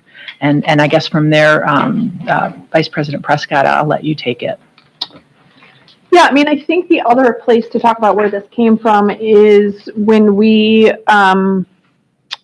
did our sort of board training at the beginning of the year and talked about having this review and talked about everything from standard operating procedures to bylaws and everything in between. And so that's why the next item, bylaws, certainly was, I feel like, a direct delegation to the subcommittee to take a look at, but then also some level of looking at, I mean, things like, I'll pick out board vacancy procedures. I mean, one of the dialogues around that was, we've sort of, as a board, sort of ad hoc adopted, and certainly could, this policy allows some, other additional elements to be instituted, but we've sort of done what we've done, and established a pattern, but it actually wasn't laid out in a way that, people would be able to look at that, right at the beginning of an announced vacancy and know exactly, sort of what the outline of procedures were. And so some of these presented themselves from the sense of things we're doing, but maybe haven't recorded in policy. Some of these things, like the board code of ethics and violation of the board code of ethics, they come from things, Mr. Dietzel or outside counsel or, other firms might suggest, and we looked at some different iterations. But also, I think that was maybe closer to the core delegation from the board to look at sort of what do we want our procedures internal to the board to be. And, as you look at some of these, I know some of the comments I heard from other board members was, and that we thought in subcommittee was interesting that, that some of the stuff has never really been said. And we the other one I want to kind of pull out is violation of the board code of ethics. Sort of what does it mean to not adhere to the code of ethics? What, putting people on notice ahead of time so that they understand what's in bounds, what's out of bounds, and then what sort of would be done or could be done if a violation were established, so that, the board has an opportunity to, refer someone to something and say, this was known to you.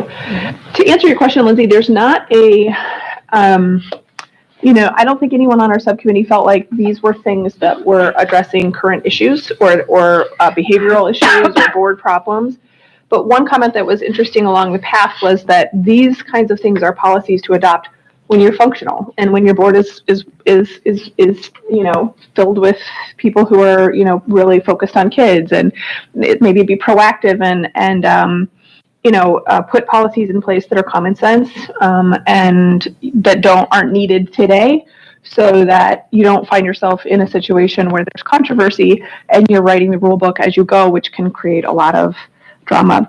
A couple of these others, like updates on the social media, updates on electronic signatures, the brief policy on evaluation of superintendent, and then some of the things you see, like in the conflict of interest, are just sort of dictated by law. They're really like sort of just handed to us by Rebecca's good research and by our counsel saying, this is really the state of the law right now, and this is what you should be providing. So, that was just a kind of an overview, but,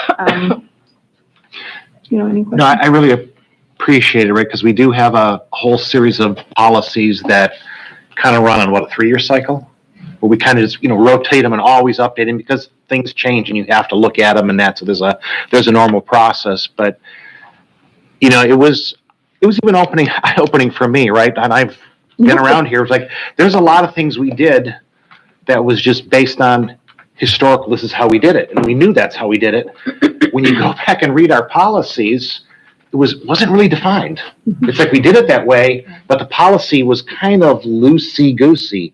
And I appreciate Sarah's point about it is the way we operate. We want to operate that. And the time to document it is when it's working well, so that when something does happen, and God forbid, I don't think it's going to, but it's already there. And so I think that was really helpful to go through that training session, and we didn't do it in January, but whenever it was, right? Mm-hmm. We kind of talked about how we operate and some things like, oh, well, but here's some other information that isn't documented. And that, and it kind of almost when you say it, you go, oh, maybe we should document that, right? And we did. We gave the policy committee, can you guys go back and look at the standards of practice, some other things, and can you maybe update them to make them more functional? And so I didn't realize how much work was involved in it at the time we gave that task out, but I appreciate it now because I think there's some really good updates to our documents that just take some ambiguity out. And I'm sure no document's ever perfect, but there's a lot less ambiguity now than there was before. And so I appreciate that piece. There are protective legal things, social media. There are people in the district who are administering that policy weekly, daily, I don't know, frequently. So a lot of that stuff, it's not understated how often they're doing it. And so, a lot of it too is giving the tools to the staff to be able to point to things to the public and have that visible, transparent, out there. That one's going to evolve. That social media will probably evolve annually or, whatnot. But sorry, Melissa, I didn't mean to cut you off. No, I was just going to say it's been really helpful as a new board member to sit and go through all of these policies and, to hear the history from Sarah, and then also to have, our legal presence there with Sarah. It's been a legal eye-opening experience for me, for sure. So I think it's been really helpful, and I think we've been able to really hash out a lot of details in there. So a process question, and I should know this, but I always get confused. So this is a first reading, which we have to go public with. We've had a chance to read it, right? We still have time. We'll go through a second reading. Will we approve it after the second reading, do a third, or will we do second reading and approve simultaneously? Because we've done that sometimes. I think that if I recall from the last time, Megan, it was an immediate approval after the second read, unless there was not agreement with the board. Okay. So at this point, we approve it to get the process started. We all have an opportunity to read it again, which I did a read through all of them, but we can read through it in detail. And if you find any typos, any goofy things that, just missed, we have really a couple-week period to advise policy. They'll make any minor tweaks, and then we can go forward to reading two and approval. I think there's a grammatical question about semicolons versus commas. Oh, absolutely, yeah. So we can hash out. We'll have to, we'll argue that one. I'll brush get the off legal my involved. Shall we hashtag that out? I don't know. What the public can't see is these meetings with, Rebecca at the helm there, but for the three of you, thank you. Like, coming to every meeting with notes, and you've obviously read them, went through them, had your wonderings and questions. Like, I don't know if they stuck the two new board members on there because don't let Jim tell you he didn't know how big a deal it was. He's been around. Honestly, it's one of the greatest things it's a lot. For a new board member to It's learn. a lot. It really is. It's a great position. And it certainly helps to have a barrister in the crew as well, because you all like to write with big fancy words, so it helps to have you. What inimical means. Helps us with all of that.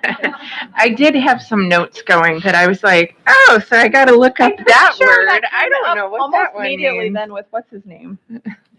Axonimical to the interest of MSU. Yeah. Anyway.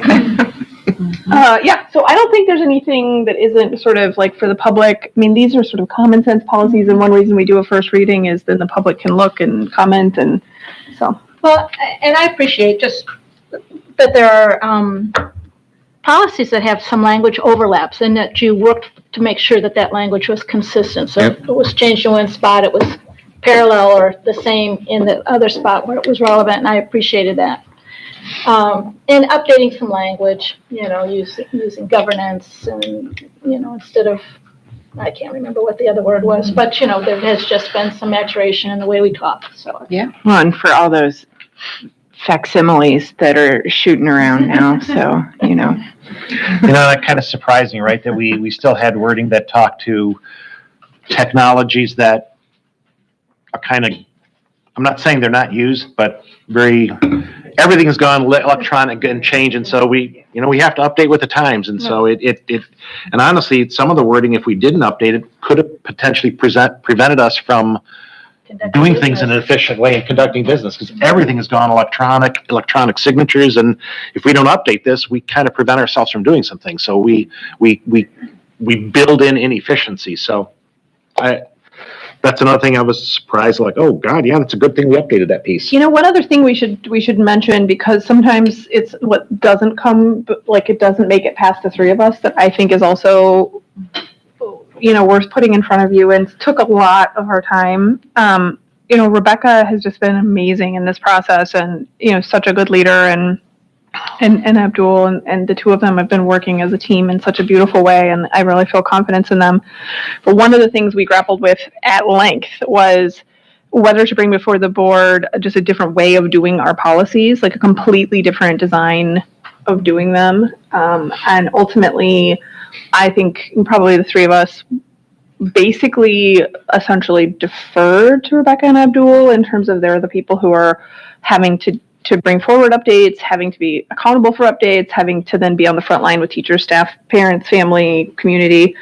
And so what was specifically contemplated and essentially sort of abandoned was an idea of purchasing a set of one law firm's policies, throwing out all of our policies, like just chuck the book in the trash can and start with law firm A's number 1, number 2, number 3, number 4.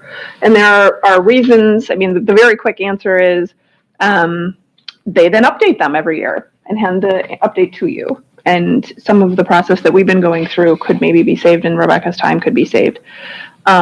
And I would say the very quick update on the reason that we basically, I think, landed where we are is that we have grappled with policy. Jim, I was on policy subcommittee when I was a baby board member, and you were the leader of the policy subcommittee at the time. We've grappled with these policies at length and made them Northville policies for a very long time. And we have spent every moment on the semicolon and comma that we felt we needed. The policies are also very familiar and used by our, the idea of throwing everything away, including a whole bunch of forms and processes that derive from them throughout the district, really didn't feel like probably the right move. I don't want to speak for others, but, is that a good summary, do you think, guys? Well, interestingly, I had a conversation with someone from a school board member from another district who uses that kind of, and it really brought home to me how I appreciate that we aren't, because I think it forces us in a good way to be really familiar with our own policies and make sure that they work best for us, as opposed to having just copies of something that's written, which, obviously, I would assume that district's following those, but it makes them more, relevant to what's happening in our district and makes us have more of an intimate relationship with them, which I think is really important. Because, for instance, I keep thinking about the vacancy procedures. When we were going through that, you had just recently had that issue and how you did that, making sure it aligned with what happened. And perhaps, if you're having a vacancy in another district and you have a way that you do things and you're maybe not familiar with this new legal document that was thrown in your board book that might not align exactly. So it just really brought home for me how important it is. And I appreciate all the work that both of you do, because it is a lot. And I think it really, the attention's in the details. Mm-hmm. And I think we don't realize how, even though it might seem like it's so higher up or, in a book, that it really does, having that relationship with that, how that informs how we run as a district. Mhm. And that I do think that does ultimately impact how we work with kids, because we are really paying attention to how we function. So just to piggyback on that, a day does not go by where I do not say, well, let's check our policy on that. And that could be with the superintendent, that could be with a building principal that's navigating a complicated situation. It could be something that Mike is working through on the finance side. So our policy book really is our playbook. It's our rules for engagement. Just like I check the labor contracts, let me check the contract on that. I'm not quite sure how that looks. Our policies are our policies. And I just want to kind of go back to that concept that, these are our policies. Policy 11, 10, 11, and 12 are all new policies for Northville, but you're going to see on there that there's some red lines in there. So we received that policy from some guidance from legal counsel, but then we still made it our own, because this is what we lean into, and this is the policy that we're going to check, and we know our families and our community better than anybody else. So I appreciate having that opportunity. I appreciate that feedback, because I remember, this is, I think when I was in rookie time, right? Because we were all there at one point in time, but we did look probably 8 or 9 years ago about changing how we did it, right? And there's a big relationship between the policies and then the procedures that go down with it. And at that time, and again, I don't remember when, but this is like 8, 9, 10 years ago, we looked at completely changing it. We chose not to. We did work with a firm, and we did through a big renumbering process, because we had things were logically grouped together. So we did go through a renumbering, but we moved them around, that these tie together. And so it was easier for our community to see it, but we kind of decided to keep our policies because I'll say Northville is a little bit unique. Part of our success is our uniqueness, and part of our success is bringing it down to the personal level and keeping the policies. At the time, we said, no, we're going to keep them. And so I'm not saying it's right or wrong, but we did that probably 8 or 9 years ago. And for you guys to look at it again and go, there's a benefit to what the policies are, how we got to them, and what they say.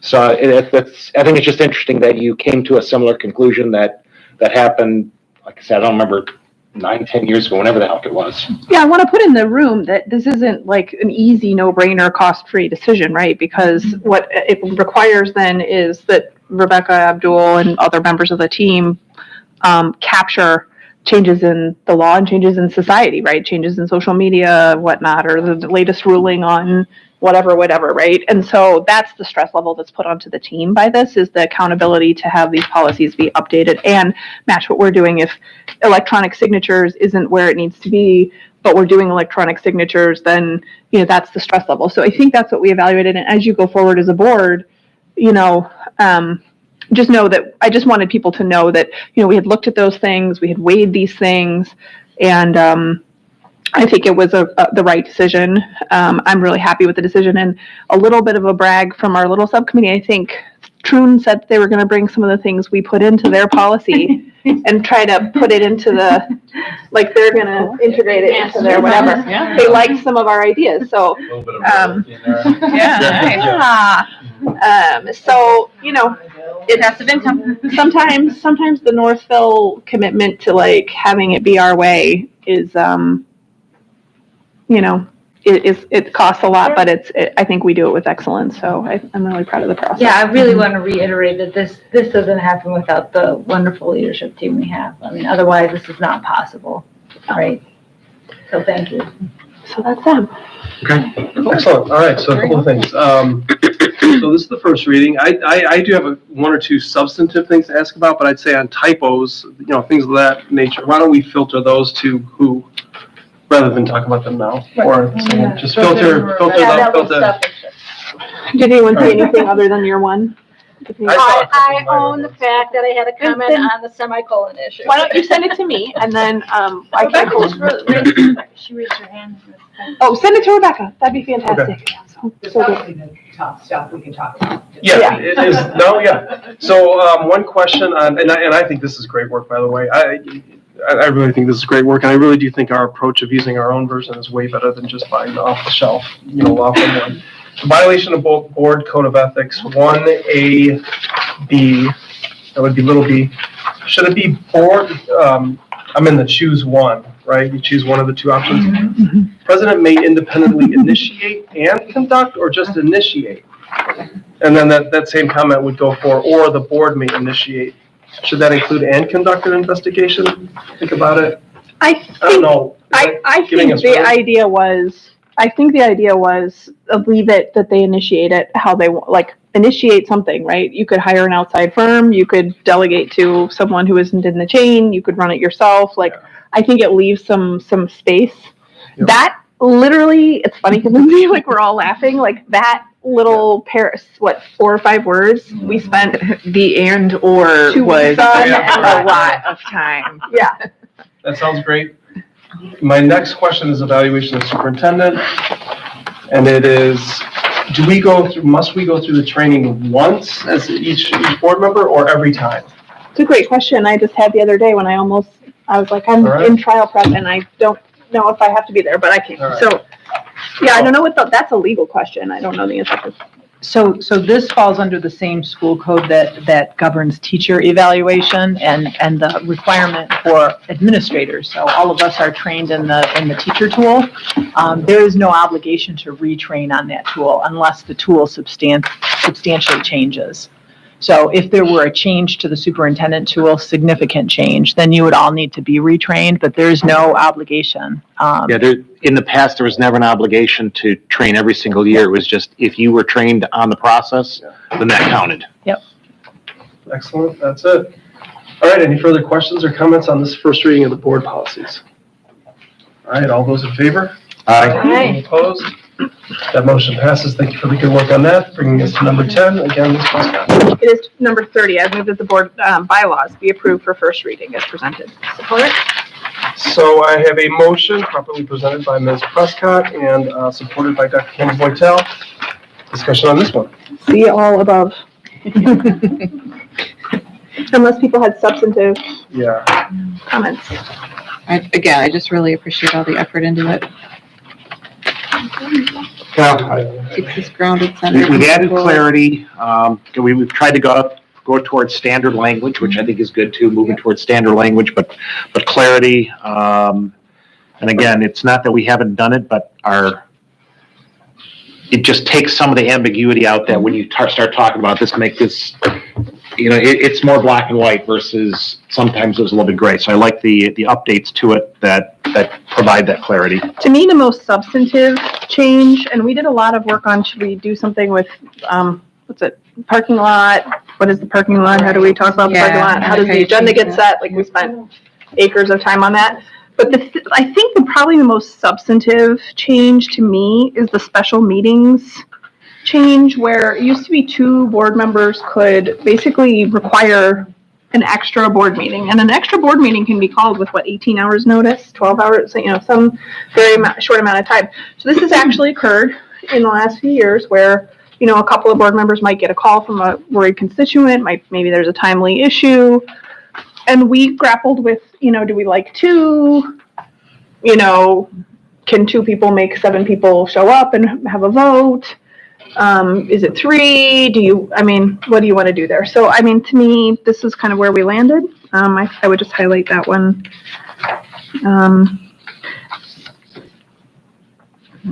Also, some legal protection around, waiver of confidentiality and privilege, I thought was really important to include here. All right, anything else? All right, all those in favor of motion 30? Aye. Any opposed? Excellent, that passes. We'll see that next time. Bringing us to number 11, Mr. Mazur, please. Oh, I'm sorry, let me get my page right. Okay, number 11, I bring motion 31 that the board affirm the 2020, 2025 district goals, 2023-24 areas of focus, and the 2023-24 areas of focus. Support. All right, so I have a motion properly presented by Mr. Mazurik and supported by Dr. Campbell Boytel. Any discussion on this item? We saw these several weeks ago. Yes, So we saw these several weeks ago. We all gave feedback. I don't know who's appropriate. Rebecca, do you want to provide any kind of just high-level guidance on the changes that are in here? I think Aaron. Or Aaron, are you taking the lead on that? Just maybe high-level, hit some of the high points of what has changed. Yeah, I know we gave you a lot of comments, and you were going to take those comments and rebuild them back in. Yeah, so we sent the document back to Colt, and all the members of the team that were here that night took the feedback given to you in each of their subgroups and made adjustments. For example, and I know several people asked me about early middle college, about marketing it better, so we added some things about how to make sure that's communicated better to people. We made some minor adjustments to the grading practices piece based on some feedback. I know that Beth made, I think she used the word sunsetted some of the things in the MTSS sections based on the fact that there were quite a wide array of things that were there, and some of the things maybe didn't need to be in the document. But based on the feedback that you gave, we made those adjustments. They weren't major in any way. I think they were minor ones. One of the areas that we did have a long conversation about was the whole goal setting piece, around breaking those up more. Our struggle was this idea of a public facing document that felt like we were having higher expectations for some because kindergarten was at 78, but then at middle school was at 60. Why do we have different expectations without people understanding the growth piece versus proficiency? And so it felt like maybe for at least this coming year, we would continue as we think about ways to maybe do that differently for the public to make them more aware. But in general, there were minor adjustments made throughout the document. I don't know if there are other departments that want to share any major issues or if I missed anything of yours. I know she consolidated a couple because we talked about, I think at one point there was one that had like 11 subsections, and you kind of just consolidated a little bit more now, which I think is good. So I noticed that, but I didn't, and I don't see anything violently different from what we talked about in the feedback. So I think this is on par. I know I wasn't here for the round robin, and I'm sorry I had to miss that meeting. I sent comments, and I continue to, because I was concerned about grading practices in the last iteration, I continue to, the 5-year goal is study and align grading practices. Doesn't say what, doesn't say how, and that's what we're filling out here to some degree. And, I guess I just want to re-say that the focus will be on providing meaningful and accurate information to students and parents. And, we just got done talking about how we were talking about semicolons and commas for weeks at a time, talking about, our policies that apply to this board. I certainly, hope and, really expect to see that the board has, early and often information on what policies are being, developed and talked about with the, is it work group or study group? I can't remember how it's described, so that we can also give that feedback. We actually met this evening. It was our second meeting. I shared the goal with them and shared the charge that was updated for this year and shared some of the feedback from the board. One of the things that they decided to do today is to begin looking at these things. And last year was, again, started late, felt a little bit more compacted. They've got more time this year starting early. One of the things they've decided to do is really take on one issue at a time, spend a month really going through that. There are 4 kind of issues they're looking at this year. That doesn't mean they'll come to 4 ideas at the end. That just means there are 4 things they're going to dig into. They've identified what those 4 are, and they've identified what the first one is going to be. And they're going to dig into that this month, get feedback from colleagues, pull research and articles, and look at, we also gave them a new text this year called Grading for Equity. So they're going to do all of that. What we can do, certainly what we weren't able to do last year, is share with the board what that item is that we're working on during that month's COW meeting, and just have some brief discussion about what they're doing. But those teachers are then bringing all that information back to November's meeting where they will put it on the table, and having done the homework already, we'll have some conversations around what does that look like for Northville schools. For example, I don't think that's this month's, in fact, I know it's not, but there was some conversation about how to better deal with group work. And so that's one of the things at one point that they'll have conversations about. Doesn't mean they'll come up with an ultimate solution, but they'll try to set some what they're calling guardrails for what it helps, give it more, I guess, more congruence across the district as to what everyone's doing, the way that they did with late policies and other things, to be able to count on everyone handling those things the same way. So we'll be able to share that with you because they've decided to attack them one at a time rather than as a group and dig into each of them. And at the end of that time, which would be February, our goal is to be able to bring to the board in March kind of what our suggestions are based on all the work they've done. So all the research they've done around these practices or things they discover in the midst of it. And 4 could turn into 6, 4 could turn into 2. I don't know what that'll look like, but they're just beginning to dig into some of that work. And I think one of their passions this time is to get that feedback from their colleagues earlier than waiting close to the end, because last year was so much of getting off their feet and really moving in the right direction. This year they're starting not from square one, so they're able to do that. So they're already commissioned to go out this month with that thing that we're focusing on. And really this month, and I'll share more at a future comm meeting because I don't have a lot of information for you now, is really looking at that kind of structure of the final grade to get about the percentages that make up a grade and how the grade is developed around homework and participation and kind of practice versus what's graded, what's not graded. So there's some of that conversation that will happen, and they'll begin to get feedback, and then we'll come to an end on that one, and we'll move on to another one. And by the end, they will have some idea about what they feel like that should look like in Northville. So I know it's a long explanation, but hopefully that provides a little better background. Excellent. Any other questions? All those in favor? Aye. Aye. Any opposed? Motion passes. Thank you so much for that. That brings us to number 12. Ms. Irving, do we have any added agenda items? Yeah. Thank you so much. Anyone else? All right. Our second of 2 opportunities for public comment. Going once, going twice.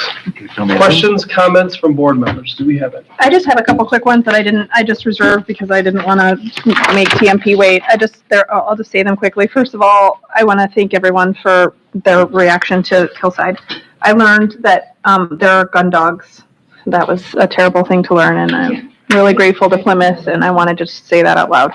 I'm really grateful to this board for its work and to the administration for implementing that work hand in glove and as a partnership on providing additional SROs.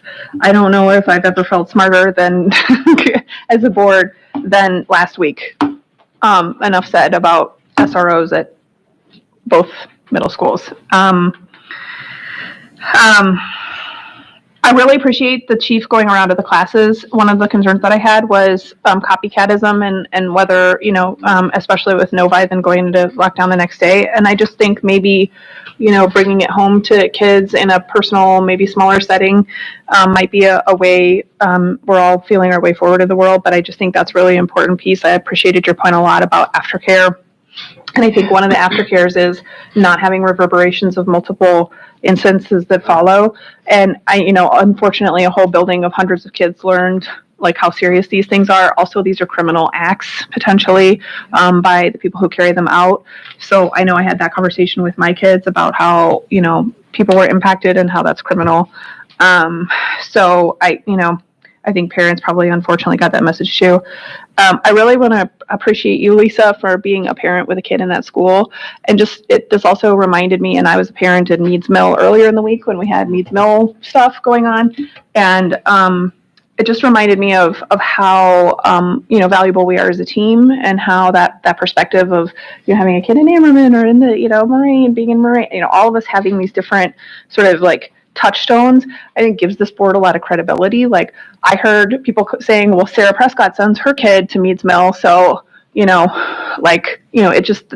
must be a safe place to send our kids today. Like, I think that is a valuable thing. And I'm sorry that happened to you as a parent. But I'm glad that you were able to provide that assurance too. You too, right?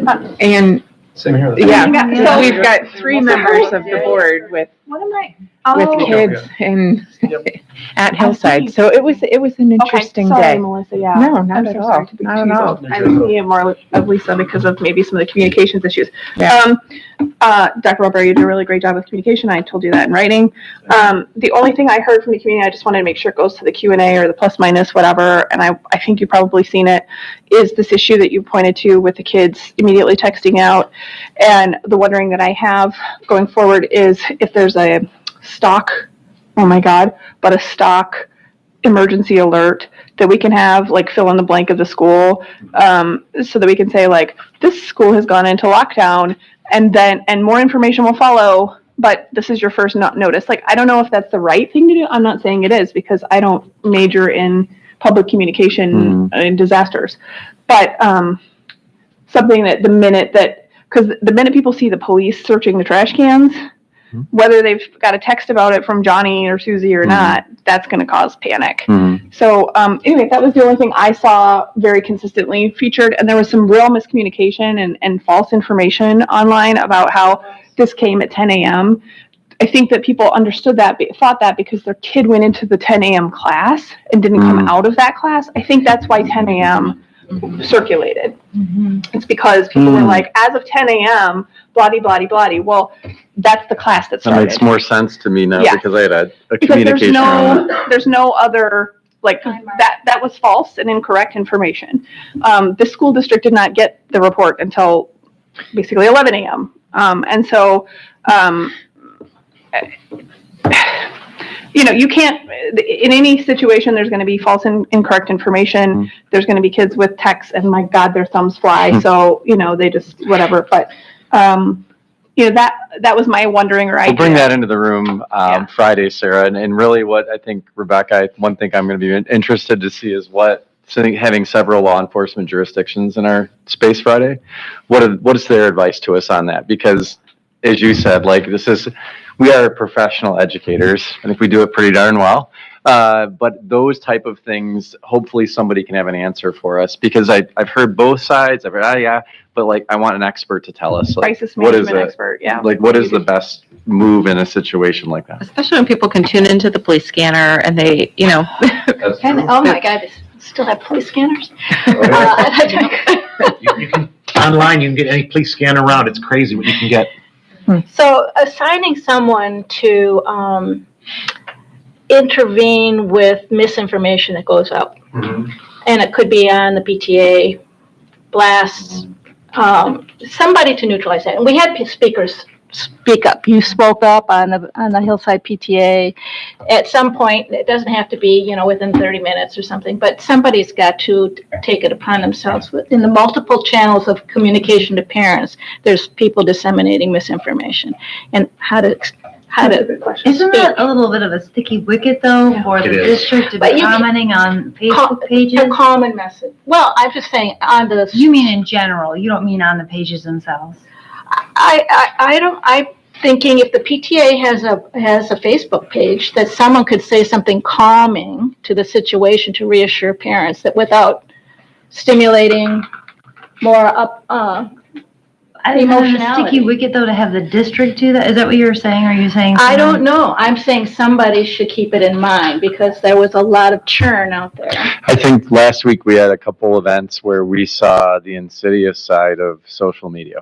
And it's difficult for me when I talk with people who say they're going to put full faith and credibility into a Facebook post from who knows who, yet somehow the police or the district. And that's why last week in one of the pieces, we worked in conjunction with public safety from the township, and they put out their own statement on there. And that was essentially to counter misinformation that was coming from another source that was on there. I'm betwixt and between on it because my fingers want to go there and say, knock it off, but not a good look for a superintendent or frankly, any of us associated with the district to do that because we don't know who we're interacting with. I've seen exchanges go on for, it feels like 3 days between two people, right? Like it is. In the exchange, it goes beyond 3 tweets. It's dangerous as hell, and I'd suggest you stop. It's frustrating. It's hard. Video though that district, that short video. No, thanks. Of you. That was on the social Yeah. media page. I mean, I that think, to me is a great, and that can be shared. yep. And that's where I would prefer, and Rebecca and I can talk about this at length, and I was so proud. Like, what you all didn't see was we had a comms team of Rebecca, Darby, Beth, and Sandra, and then Beth stepped away to help that young lady. But those three, like, I can't tell you, somebody said, oh, great communication, RJ, that last one. I'm like, I didn't write it. Like, I have a team of people who were on it and going back and forth about the right verbiage and so on. You know, what I was doing in that moment was directing every single person. And the comfort you have when you can look at anybody and say, do this, and not have to come back and be concerned about it because it's so good is something I saw across the board. But video, I think, is a medium that is really quick and can be proofed quickly. You can watch the 90 seconds quickly and say, no, we have to do that again. So that could be, again, that's great feedback because that's something else there. Whereas written feedback, you know, you're parsing out the colons, the semicolons, the tone, the tenor. The other thing, it came up more for me with the Meads than the Hillside was, to some extent, when you describe all the things you're doing, it creates the question, like, especially when people are saying, like, there's a secret hidden underneath of this that no one knows about. Then when you say, well, we have an SRO we just voted in and we then they're like, you see? And so it's like this, like, more responses from us and more amplification of process, and here's all the things we're doing, and here's the people who are in the building, and we're all there. Like, to some degree, it can give life to something that, so I just want to think about that because, like, you were there in the morning, and so, like, and now I see a bunch of police, like, then people are like, so there must be something to it. And what was a challenge for me was, I mean, I can't say there's no risk anywhere in the world and it's all rainbows from here on out. And you can't say some of the facts because they involve children and sensitive issues. But some of what we show, I just want to be sensitive to that too. Like, sometimes when we show, like, look at our 1,000 pieces of procedure, I think it can backfire and make people think there's something wrong at that school. I think, so just be aware of that too. Yeah, absolutely. But I'm the cockeyed optimist, and my belief is, we share everything we can.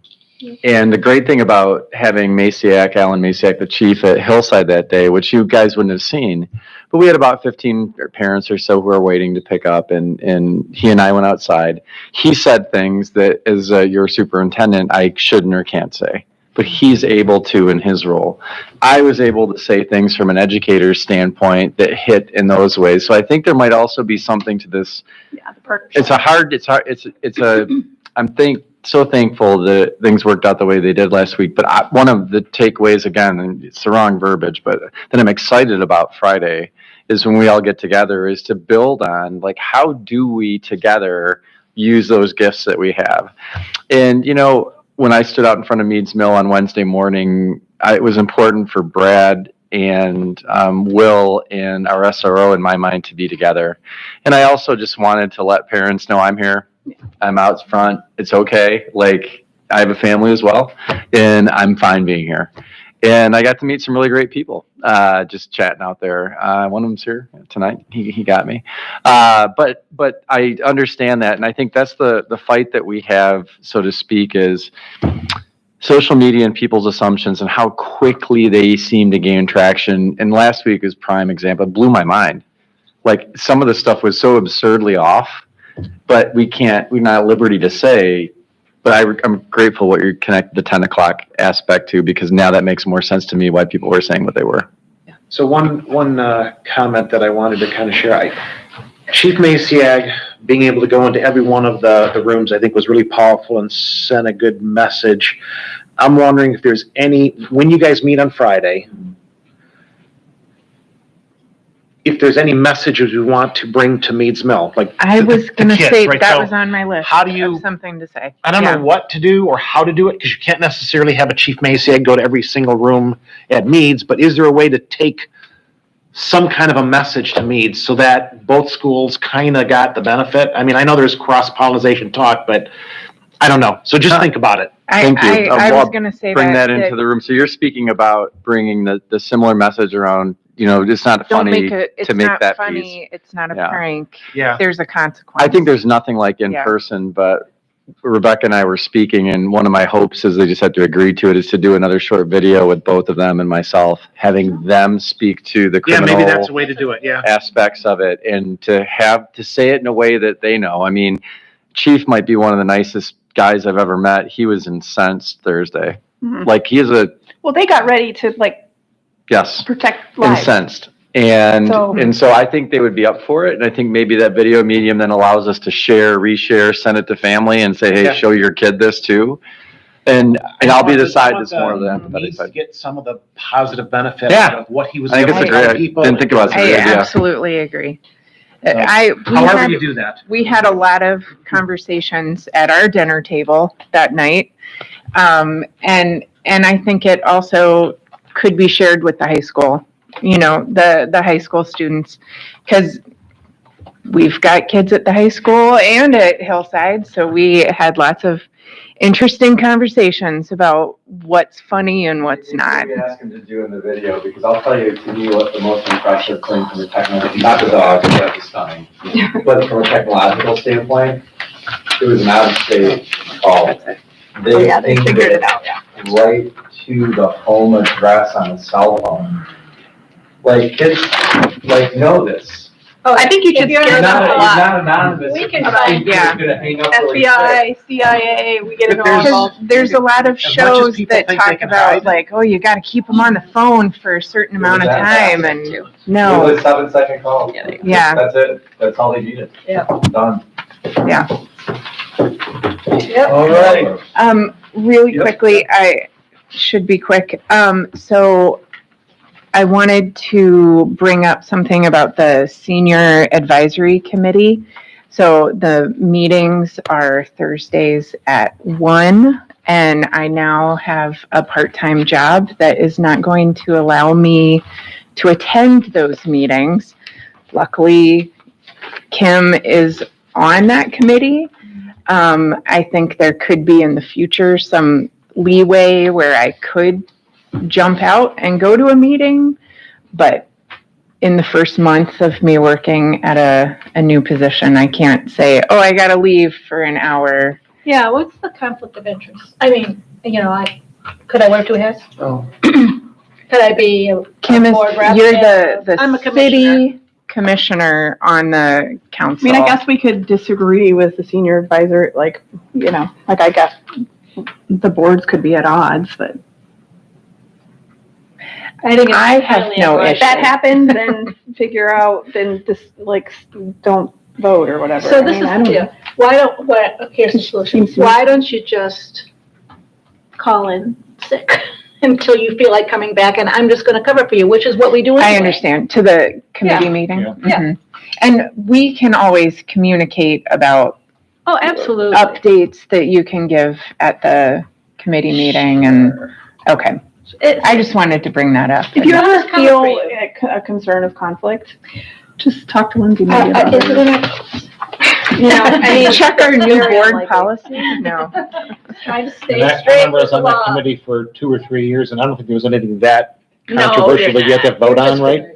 No. So I don't anticipate If an they issue. decide they want to occupy one of our buildings, let us know. Well, we might want to raise their rent.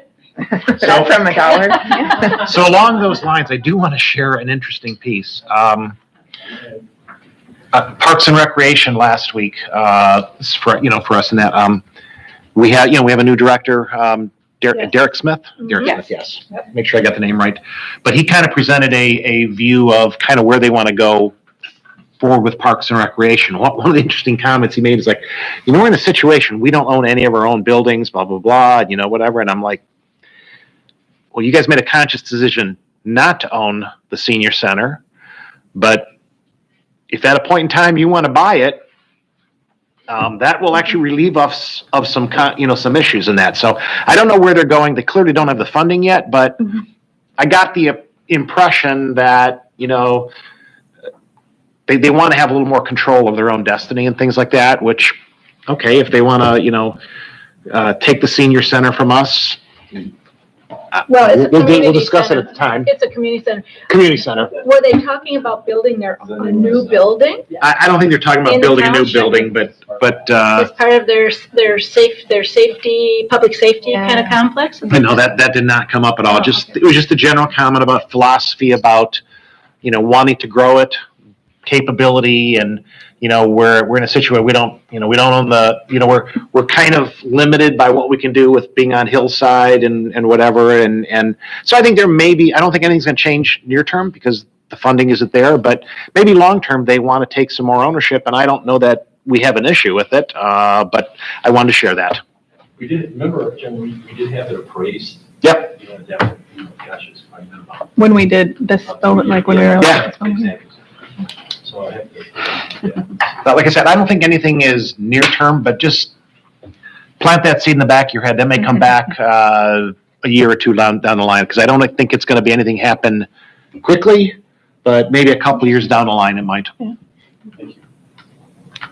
Excellent, good discussion. It's worth remembering that we also, like the parking lot and that building, like if you didn't know that we own these things, you'd be like, what now? I mean, there's issues with like who can park in that parking lot and can they park the van and not park the van. So just remember that we own Who's going to their parking lot, the library parking lot. Right, and there's We own it. There's some real history of we own it, so they want, and we're leasing to them for $1, but we should fund stuff. It's like, Yeah, resurfacing. you're kind of getting a really good deal. I'm not so sure I'm going to. pretty clear that you wasted. I know, and it came up. Trust me, I reminded them. I had no problems at all reminding them. Bad cop. That's right. Let us know if you need any bad cops. We got plenty. All right, that brings us to number 15, and I'll hand it over to Ms. Prescott to take us into closed It session. is motion number 31. I move that we move to closed session pursuant to Public Act 267 of the Open Meetings Act under Section 8C, negotiations as presented. Support. All right. So I have a motion properly presented by Ms. Prescott and supported by Dr. Campbell Voitel to move us into closed session. All right. This requires a roll call vote. Ms. Zurich. Yes. Meyer. Stewart. Yes. Wilson. Yes. Prescott. Yes. McIntyre. Yes. Campbell Voitel, yes. All right, we'll move into closed session, and we will come back to adjourn, but there won't be any substantive discussion after we come back. I'm so sorry That's where it is. about your kids being there. Oh, that's I'm so sorry. You're good. You're 7 of these, Megan. So we'll be in. Yeah. Okay. Cool.